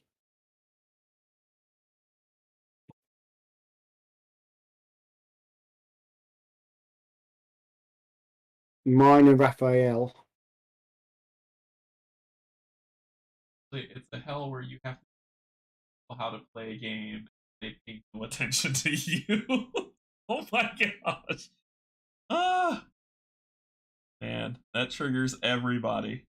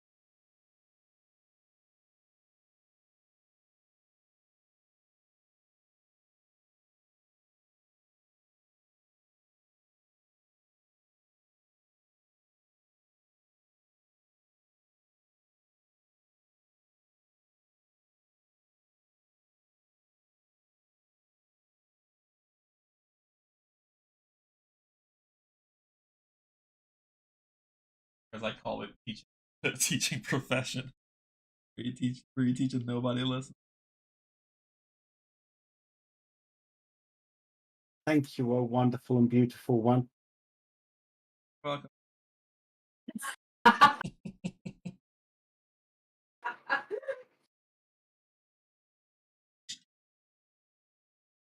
I got a look, then you replied.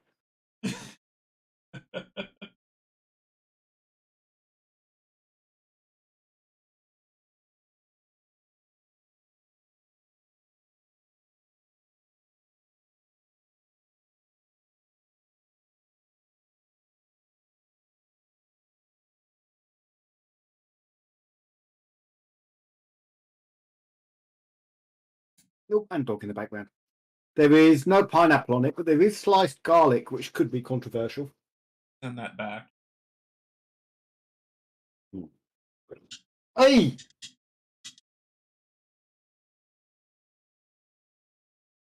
That was my wonderful and beautiful and somewhat noisy dog, or one of them. Richmond Dodger. Dodger. Could he always be the culprit? Usually the barky one is Twist.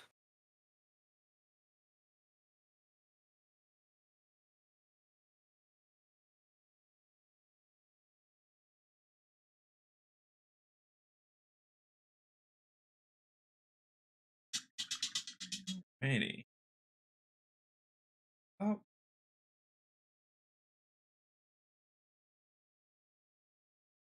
Silver and just say that it's just not the food. Yeah, might.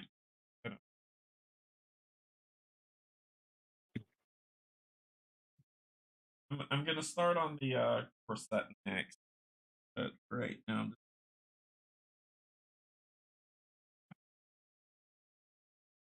we're making good progress. So, quick question for chat. What colour should I do Kanje's glasses? I'm thinking of an epic 70s gold right here.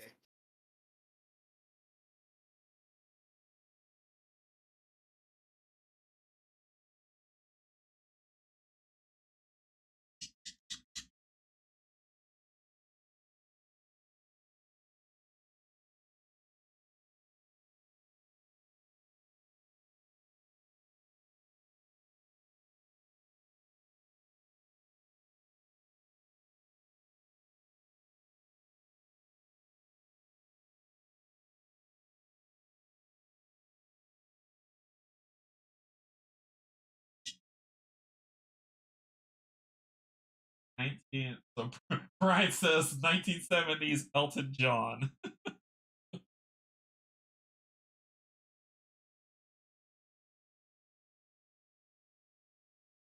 Glorious. Oh, it's got to be glorious.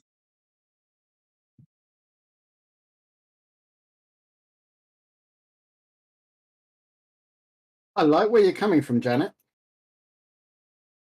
60s fluorescent pink and yellow. Oh my goodness.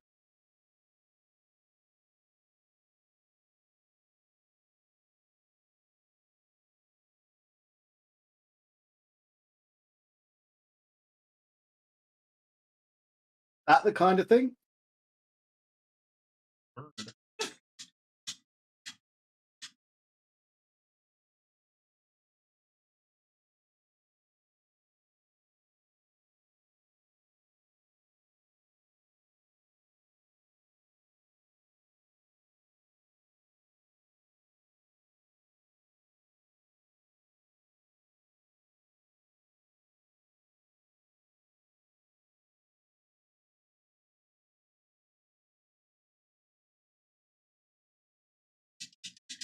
Look at that.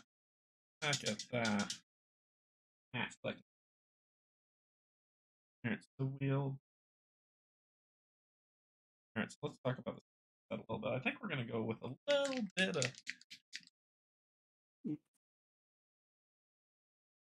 I was thinking of purple, but I use burnt red mahogany. I was thinking of purple, but now I'm going to use mahogany. I'll try mahogany. If mahogany doesn't work, I'll switch back to purple. That's first that. Trying to stay within the red family, and mahogany is kind of like a brownish red. So I'm going to see.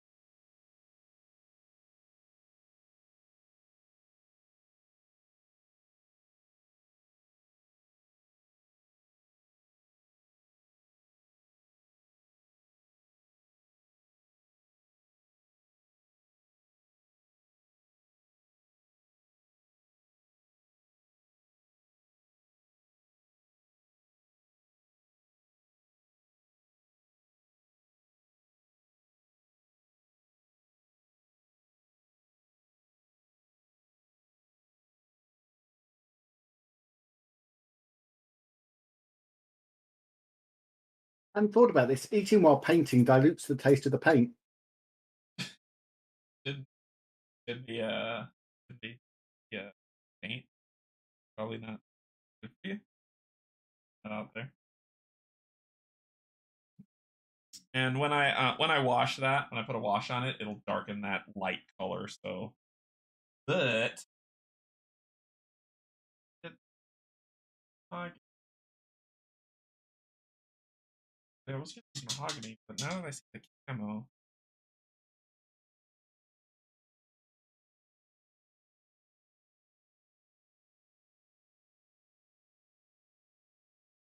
risky. Risky. If it pays off,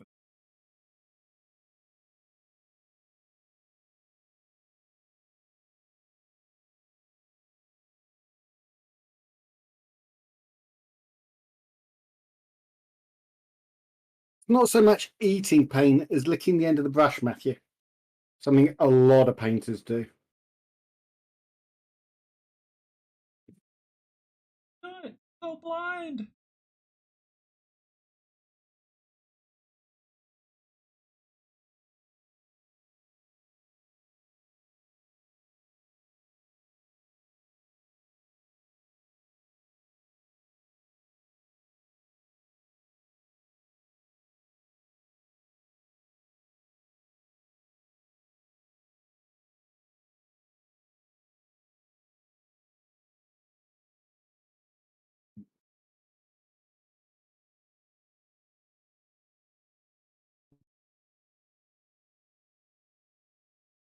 I don't know if y'all can see what I'm doing here. If my big old pen's in the way.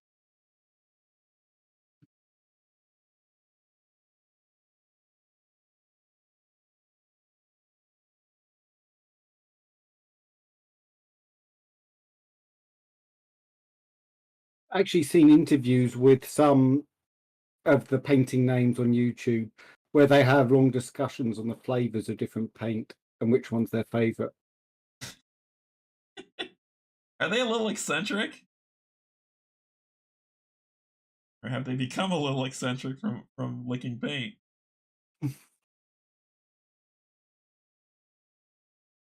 Well, they're professional YouTubers, so eccentric is quite possible. Fair enough.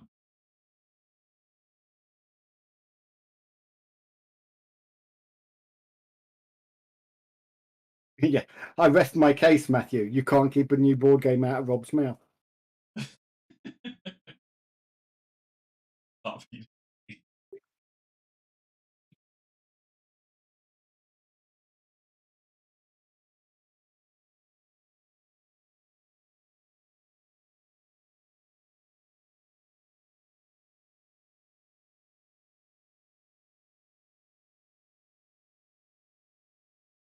This one's hard.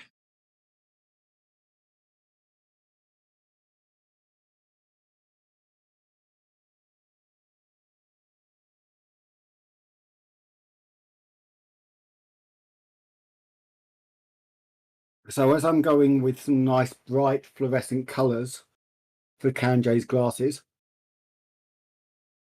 Cool. I'm putting a white base coat because the fluorescent colours will pop better if they've got a lighter colour coat beneath them. That's what I did there. Like, if you look at I basically put the different ball stitchings around the cape all the way up and down the side. Y'all see that? Or and tell me what y'all think of it. Do y'all think that was a good idea, or did I screw that up? Type of deal.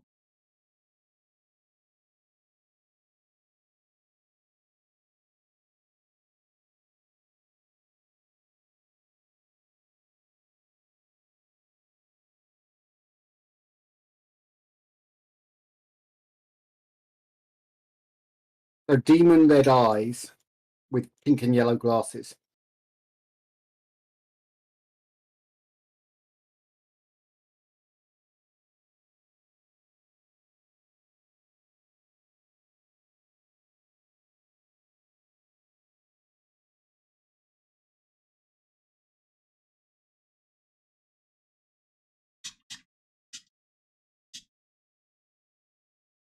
She's almost done. And I just need to do her hair, I need to do the lighting, and I need to do her blade and then a little bit of the ground, but pretty decent. I told you you'd get there long before I did. Her hair is dark, so I'm not gonna make her blonde. Um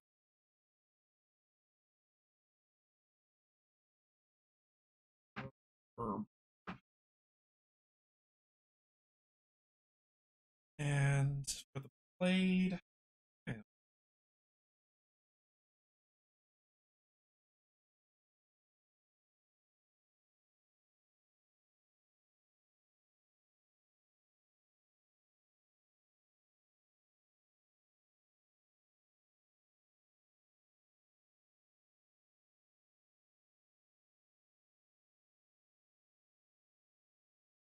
we'll use brown for the eagle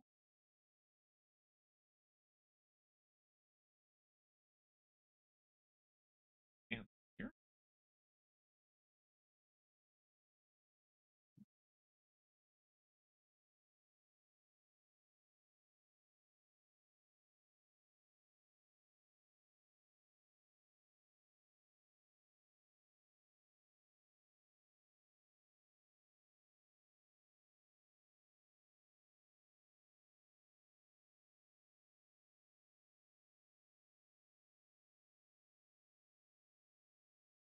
Pommel, copper.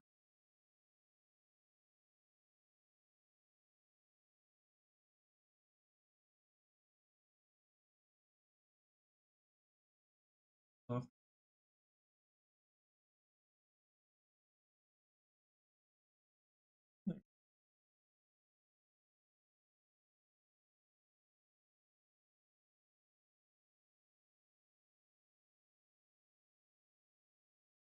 Then for the blade itself, say that it's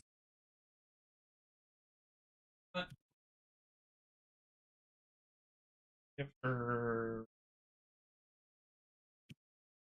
gunmetal. That figure Bryan is working Canje on the dice. They're on yes. Yes it is Bryan.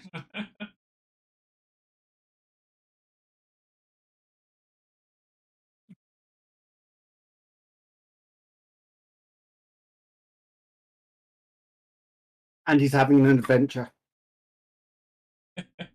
Rolling dice. You know how good I am at Oh, that.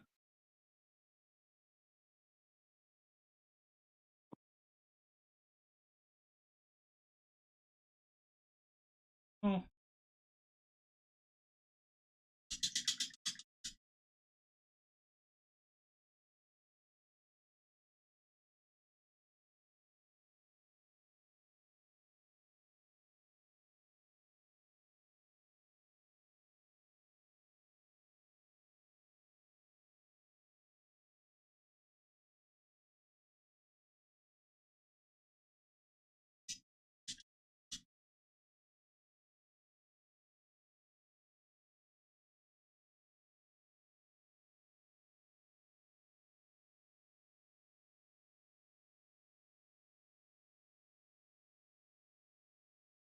got her ready.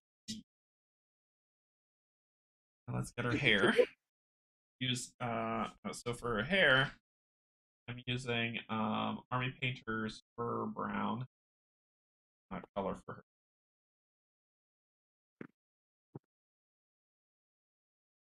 because the set that I have, I didn't like any of the hair colors that were well, any of the colors that were there for hair.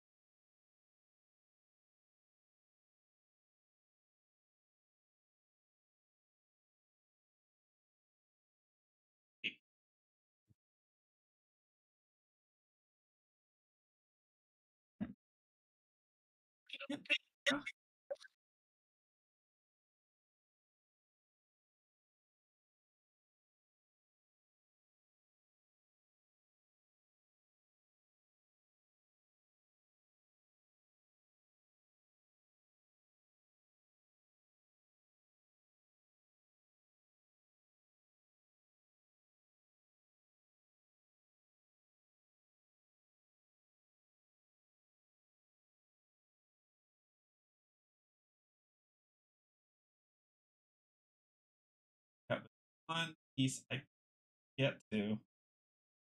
It's driving me insane.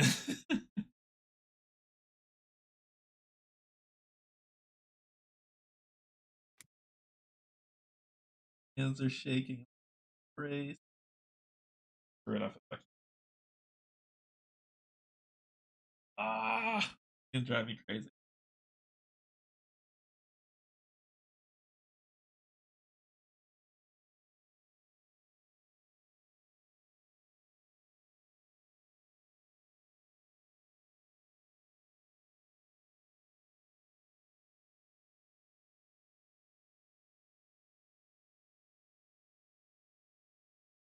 More Oathsworn ain't yet.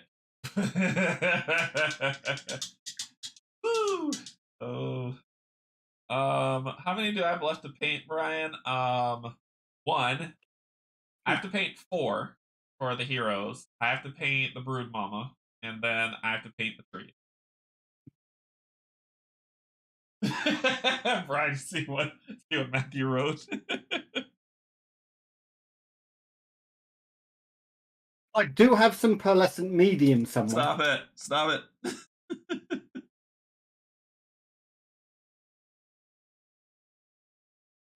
More glitter. Need more cowbell.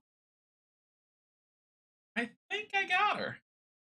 I'm not gonna. I don't do eyes. I don't do faces, so she will just be hidden underneath. But I think I got her. So I know y'all are seeing the corset and saying that's still kind of too bright, too washed out, and that's okay. That's okay only because, and I say it's okay only because when I wash it, it's gonna get super dark. It's gonna get way dark. And I'll show you what the wash I'll use. So we'll let it dry and then I'll throw.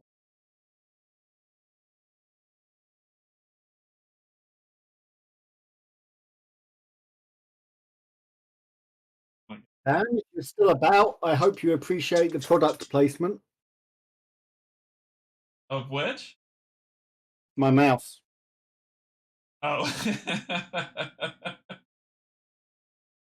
that Microsoft stuff out of here. So she is pretty much ready to get a wash on her. I still need to do this. I want to do lighting after I wash.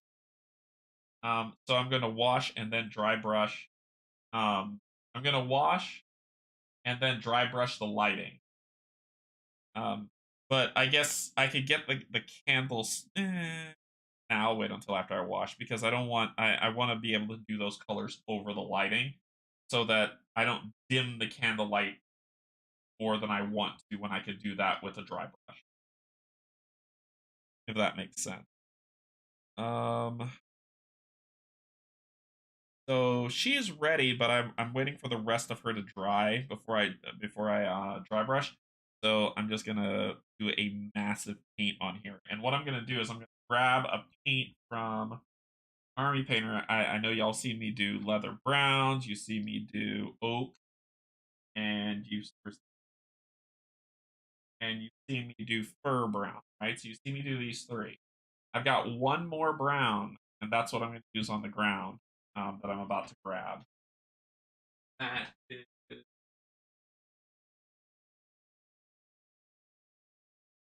that is this one, which is called Dirt Spatter.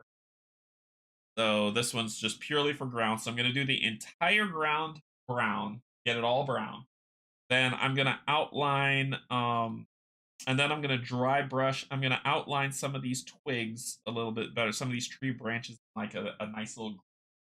And then I'm going to dry brush, like oranges and greens, so like the fall foliage.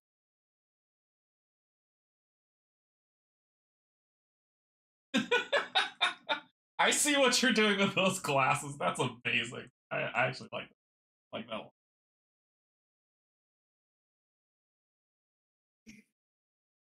So dirt spatter is next. I'm not gonna use my 3 for this one. This one I'm actually going to use this bad boy, which is a flat brush. It's a flat straight 0 brush. So this is my flat. As you can see, I've put it through hell. Because I dry brush with this, so therefore it gets sometimes it's a little but I can it, it's fixed. It's fixed with some water. This one's just for if I'm doing full. See, fix that. So this one's if I'm doing full, and I'm gonna just dirt spatter the whole thing. Grab a big glob of paint, spread it.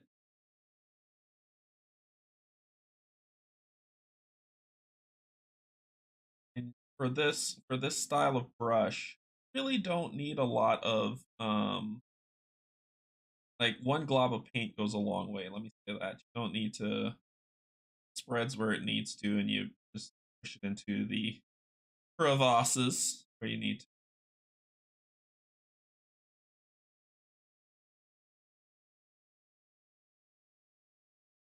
So, what do you think of those glasses?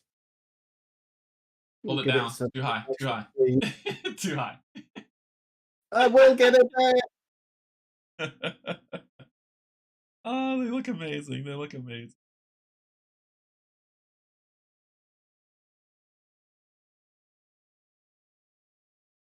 And I continually go over areas that I've gone before because I actually want to pull a lot of the paint off of it. Not only to help spread, but to keep the detail there. The more paint you add, the less detail you get. It's why the Duncan Rhodes two thin coats. It's kind of where that logic comes from. Is you don't want to use thick paints because then you can go back over and redo things. Where an airbrush is really good. Yeah. Because the layers it gives you are so thin. Everybody's loving the glasses, Bryan.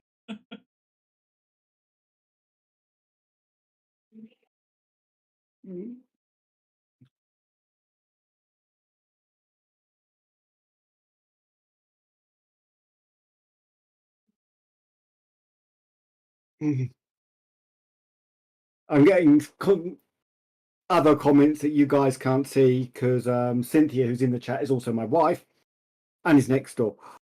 What is she saying? They're neon. Yes, they are.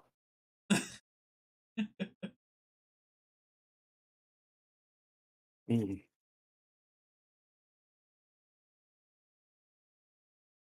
you can see, this takes a little bit of time only because the cape is so close to the ground. I don't want any get on the cape. I can fix it. I just don't want to. So I'm trying to be as careful as possible as I can.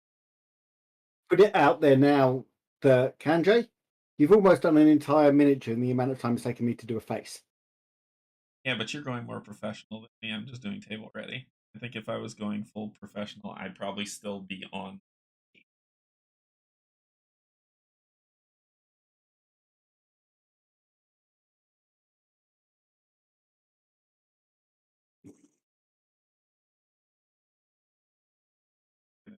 Other areas I just take because no one's going to see these running.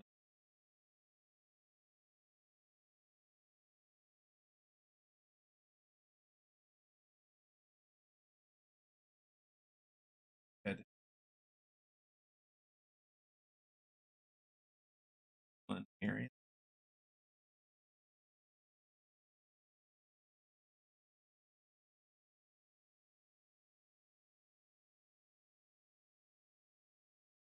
Here we go. Voila. Got the whole thing. The base around the bottom, I'll probably black or necromancer cloak, which is the grayish black. Once that dries, I'll then do like the viney areas that are around there. I'm gonna do those green. And then after that dries, I'm gonna get like a burnt orange, and and I'm gonna dry brush just around it burnt orange, so it gives that sense of decay. Um,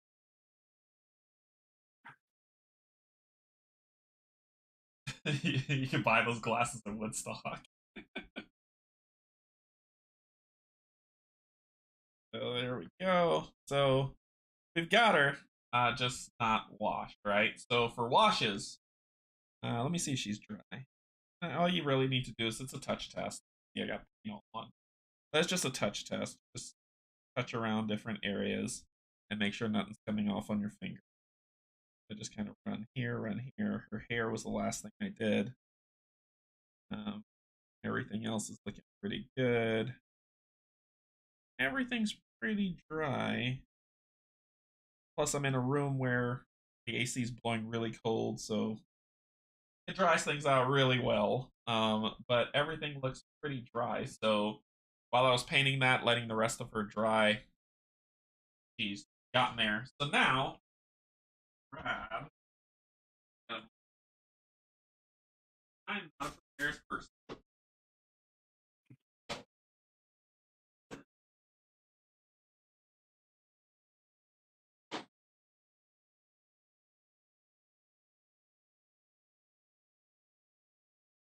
So, remember I said that everybody's got Citadel paints? All my washes are Citadel. All of them. So, this is Null and Oil. Null and Oil is the de facto wash. If you can't think of a wash color to pick Null and Oil.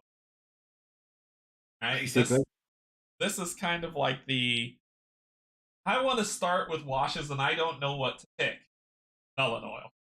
This is your starter set.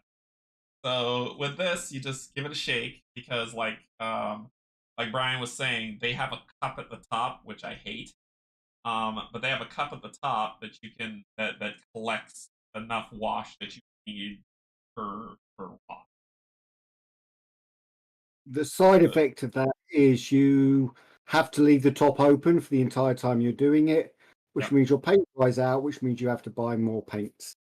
yep. Um, however much thousands of people have asked Citadel to switch to dropper bottles, they refuse. Someone did a Kickstarter where they created a dropper bottle for it, right? Yeah, you can get dropper bottles and transfer, or someone did a Kickstarter where they did a replacement top to try and do it, but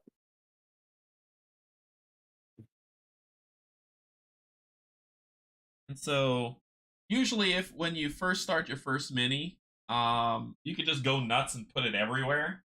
But as you get more and more refined, um, then you can choose specific locales where you want it. So we know we want her corset. All we do is just run over it with this wash. the advice of And Canje, when you first get started, just put it everywhere. hey, that's what you told me.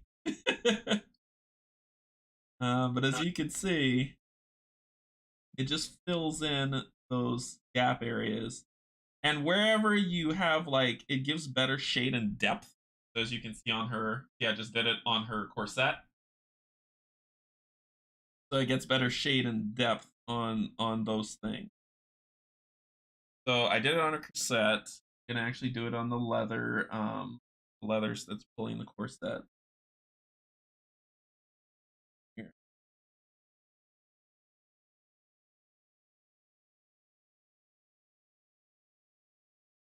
And those creases and crevices that things creep into, it's gonna highlight. Yeah. Um, I'll do it on the leg. I start getting a little bit more prescriptive as I go, but I could do it on the leg. And I don't leave it on there. Like well, in terms of big globs, I move the stuff around because when it dries, what you see is what you get. So be very careful. Put it on the bag too. Use hair.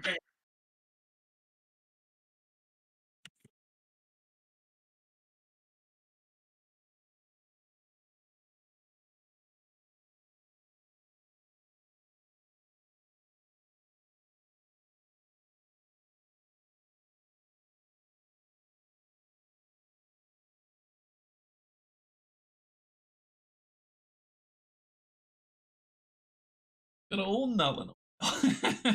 I know, right? Can't go wrong with Nullin oil. But it gives that depth, and you'll see like when it dries, it's gonna. You'll probably see when I post it later. When it dries, you'll see the difference. But it fills in those spaces, giving it great depth.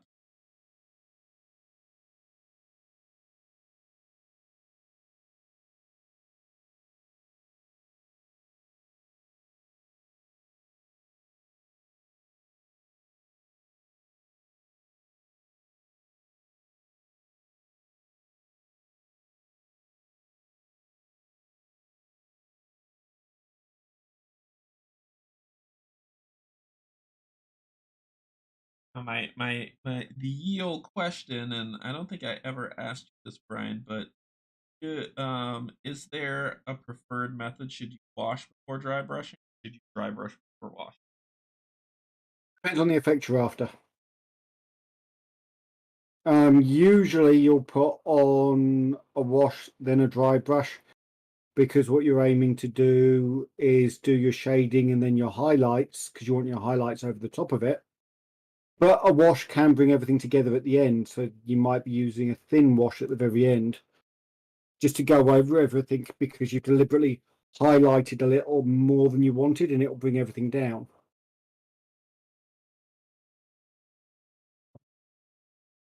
So it all depends on how you paint and what you've done. Oh, see what she looks like now. Look at the legs. There's a lot more depth that's here. This a lot more. And it's also a little bit more grimy, a little bit more realistic. Um, I could put some over this bronze belt to give it a little bit of dirt on it, a little bit of tarnish.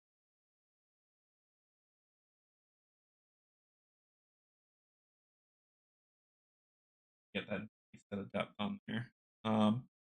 I also like doing it to the face only because it gives shadow to the face instead of it being plain. Um, so I will be putting some on her face, but I gotta clean it, and I'll put some in her hair too. And initially, when you do it, you'll be like, "Oh, I don't like that," but let it, do a good set on it, and then let it dry, and you'll like the outcome.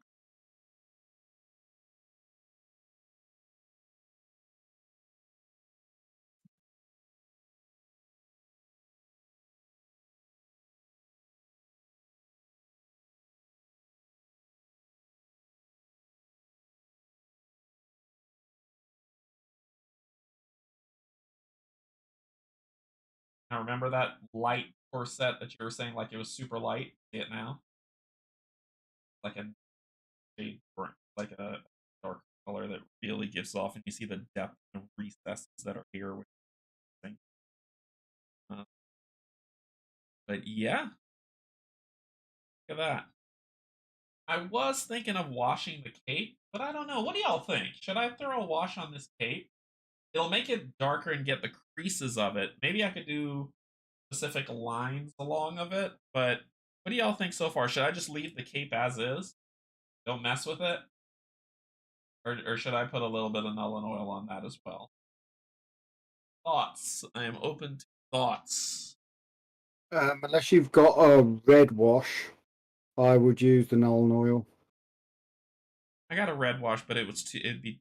I do have a red wash, but my thing is, I didn't want like You the could always red that's mix. on. I like the red that's on here. Null it up. I You like the could red always that's. mix bit of red into the Nuln oil, just so that the Nuln oil doesn't take too much of the red out of it, would be my only concern.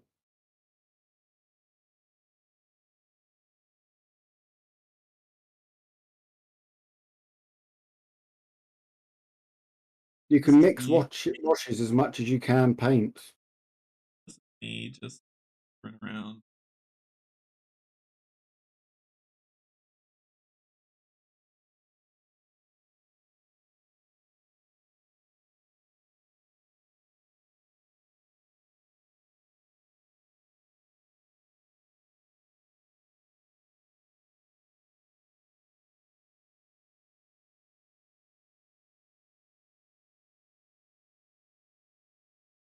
Stuff. The whole process with it.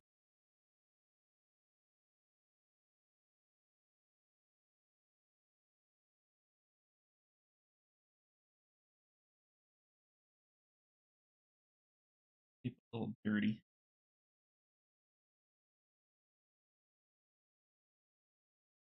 How's that look? Look at that. That one.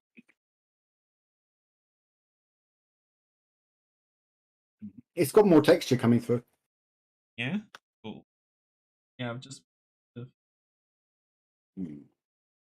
areas.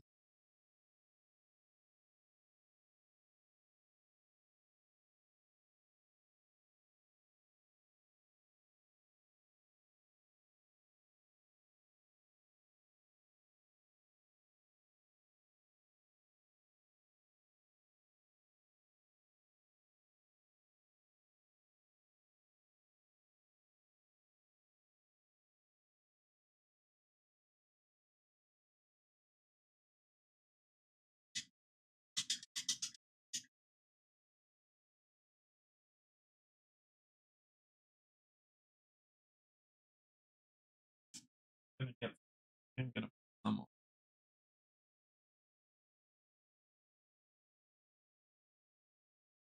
Yep.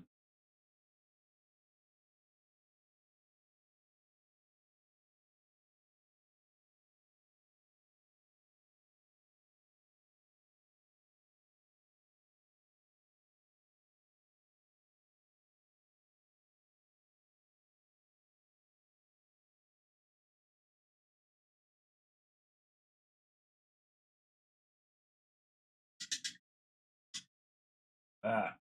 Boom. Washed. Close this up before I spill it. People have spilt their Citadel paint on accident. Got our witch. Base looks like it's dried some, so let's get forest greens going.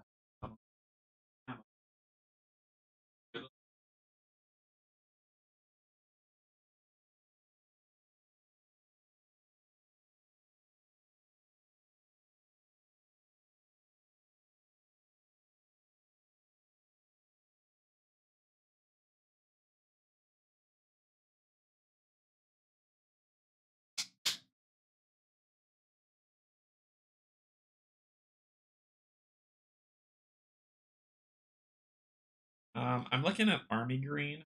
What color are you?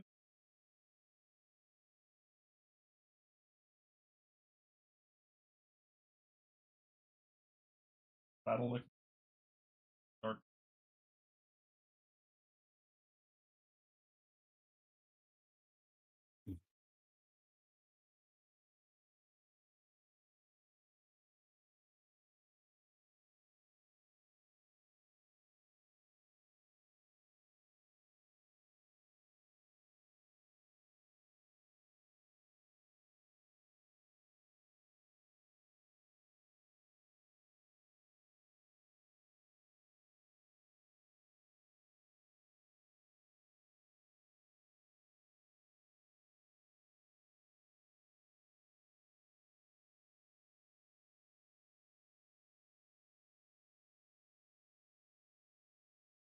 The reason why I haven't started dry brushing is I'm actually going to wash the an Angrax Earthshade.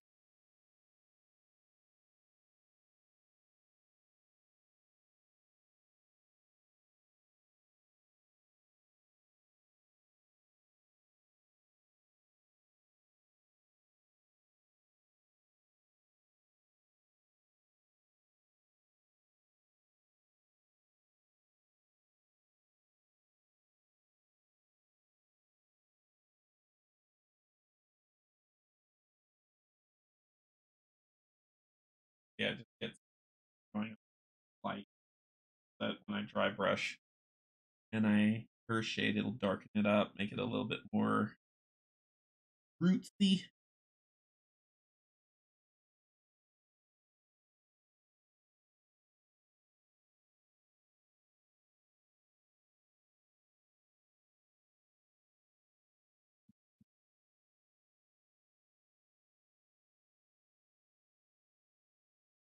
And if you mess up on this one, it's okay. The earth shade's gonna fix it all for you. See it on here, and you're like, "Ugh, that's looking kind of sus." It's okay. The earth shade will fix it all.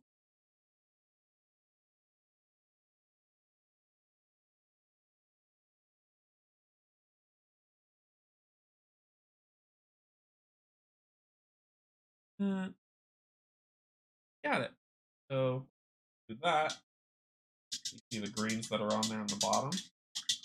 That dries. Grab the Angrax shade. Just like I did the paint, just slosh that sucker on there, and it fixes it all. Canje, does table ready really need to be highlighted? This is table ready. I just need to throw on an Angrax or a shade, and then I'm done. This is table ready. At that point, like when this dries, I just pop this off, paint the base black, and I'm done. To be honest, the wash is all I need. The thing of it, though, is that I'd like to what are your thoughts? Because I don't do it every time. You don't have to. I don't think it needs to be highlighted. Speed paints do paint and wash, and you're done. That's the purpose of the contrast paints is to make it table ready. To be honest, after you do the wash, you can be done. I mean, honestly, I could stop here, and well, that's gonna bother me, so I'll do the base. But um, after I do this last dry brush, I'm not dry brush, wash, I can be done. And this is ready to hit the table. You don't have to. Um, I do it more from a perspective of learning. I haven't been dry brushing much, and I need to get better at it. So that's why. The answer to that also is depends on your definition of table ready. Yeah, yeah. Everybody Single has. color. If you're happy with a single color, it doesn't need to be fancy. Some people want to do more. Yeah. And that's okay for them. It's your mini, it's your game, it's your hobby. So it's what you're happy with that's important. All right. And So. Okay. The shirt went pretty quick. And is that a speed paint? that no, it was a bit of black ink with some flow improver. Once again, I dipped into this.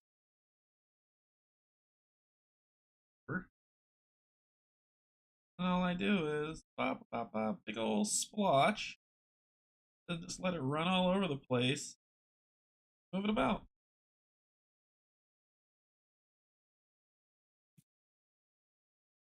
Big old.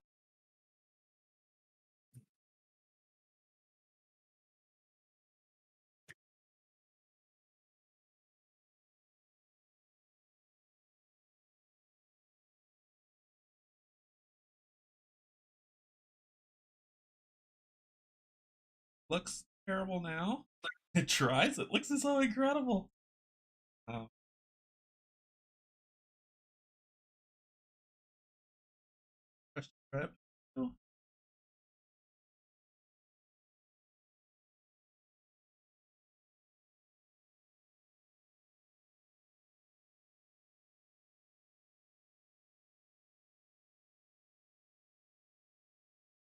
and after that, so boom, right? So once that dries, you're gonna get that feel looking vibe of it, and then you can dry brush.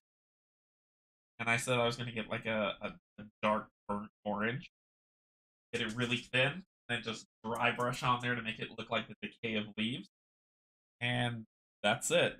For the lighting effect, I could stop here, or I could, and I'll do the lighting effect on there later. But I need all of this to dry, and the shades take a while because they, see how they flow and they flow on. They stay wet for a little bit of time. But once they're done, I dry brush and then I will seal it with some matte varnish and done. Anything I could do to get away from gray plastic. Yeah. Got it in one.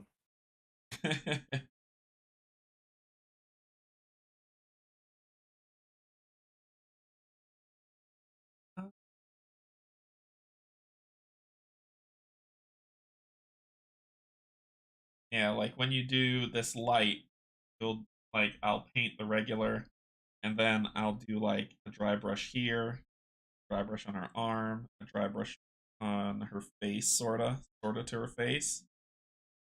So it'll be showing. It shows it's completely directional. So it'll be going from the lantern casting away at her. So I'll dry brush on the hood, just kind of getting those colors set up. But alas, we have to stop. So we've ran long, and I got something I got to run to. But this is the first paint. Look how it's coming across. That looks amazing. The glasses are actually so I like it.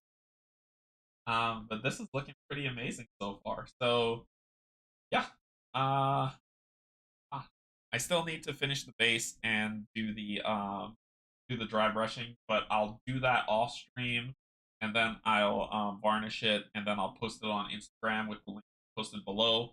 So I'll post it on Instagram so you can see the final picture of what she looks like when all that's done. Um, but yeah, that is all we wrote for right now. I'm going to call a time on this one. Bryan, thank you so much for joining on the first.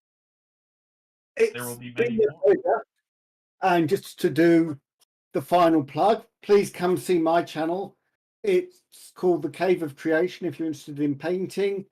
The Cave of Adventure, which will be playing games, hasn't really got underway yet. I'm still working on that one.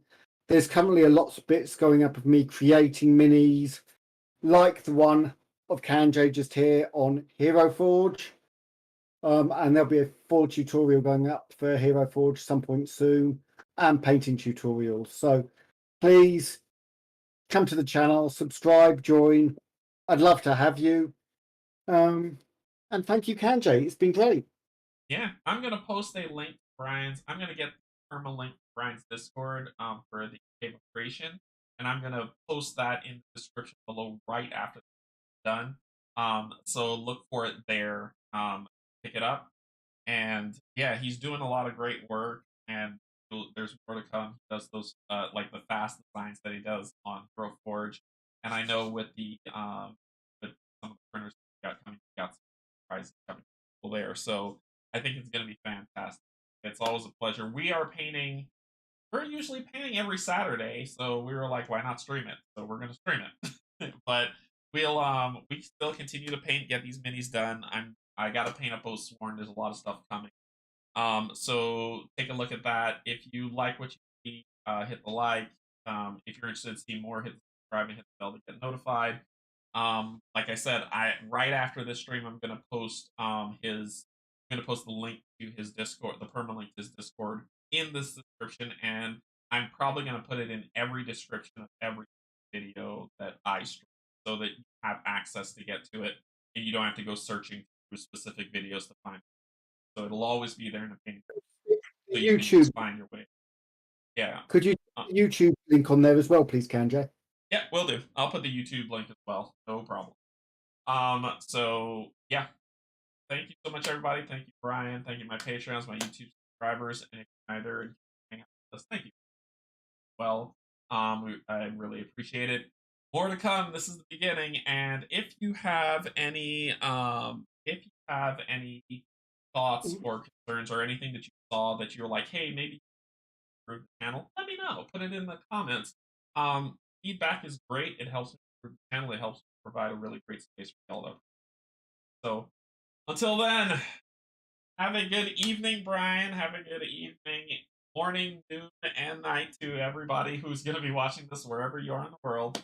And we will see you all later. Bye, everybody. Bye.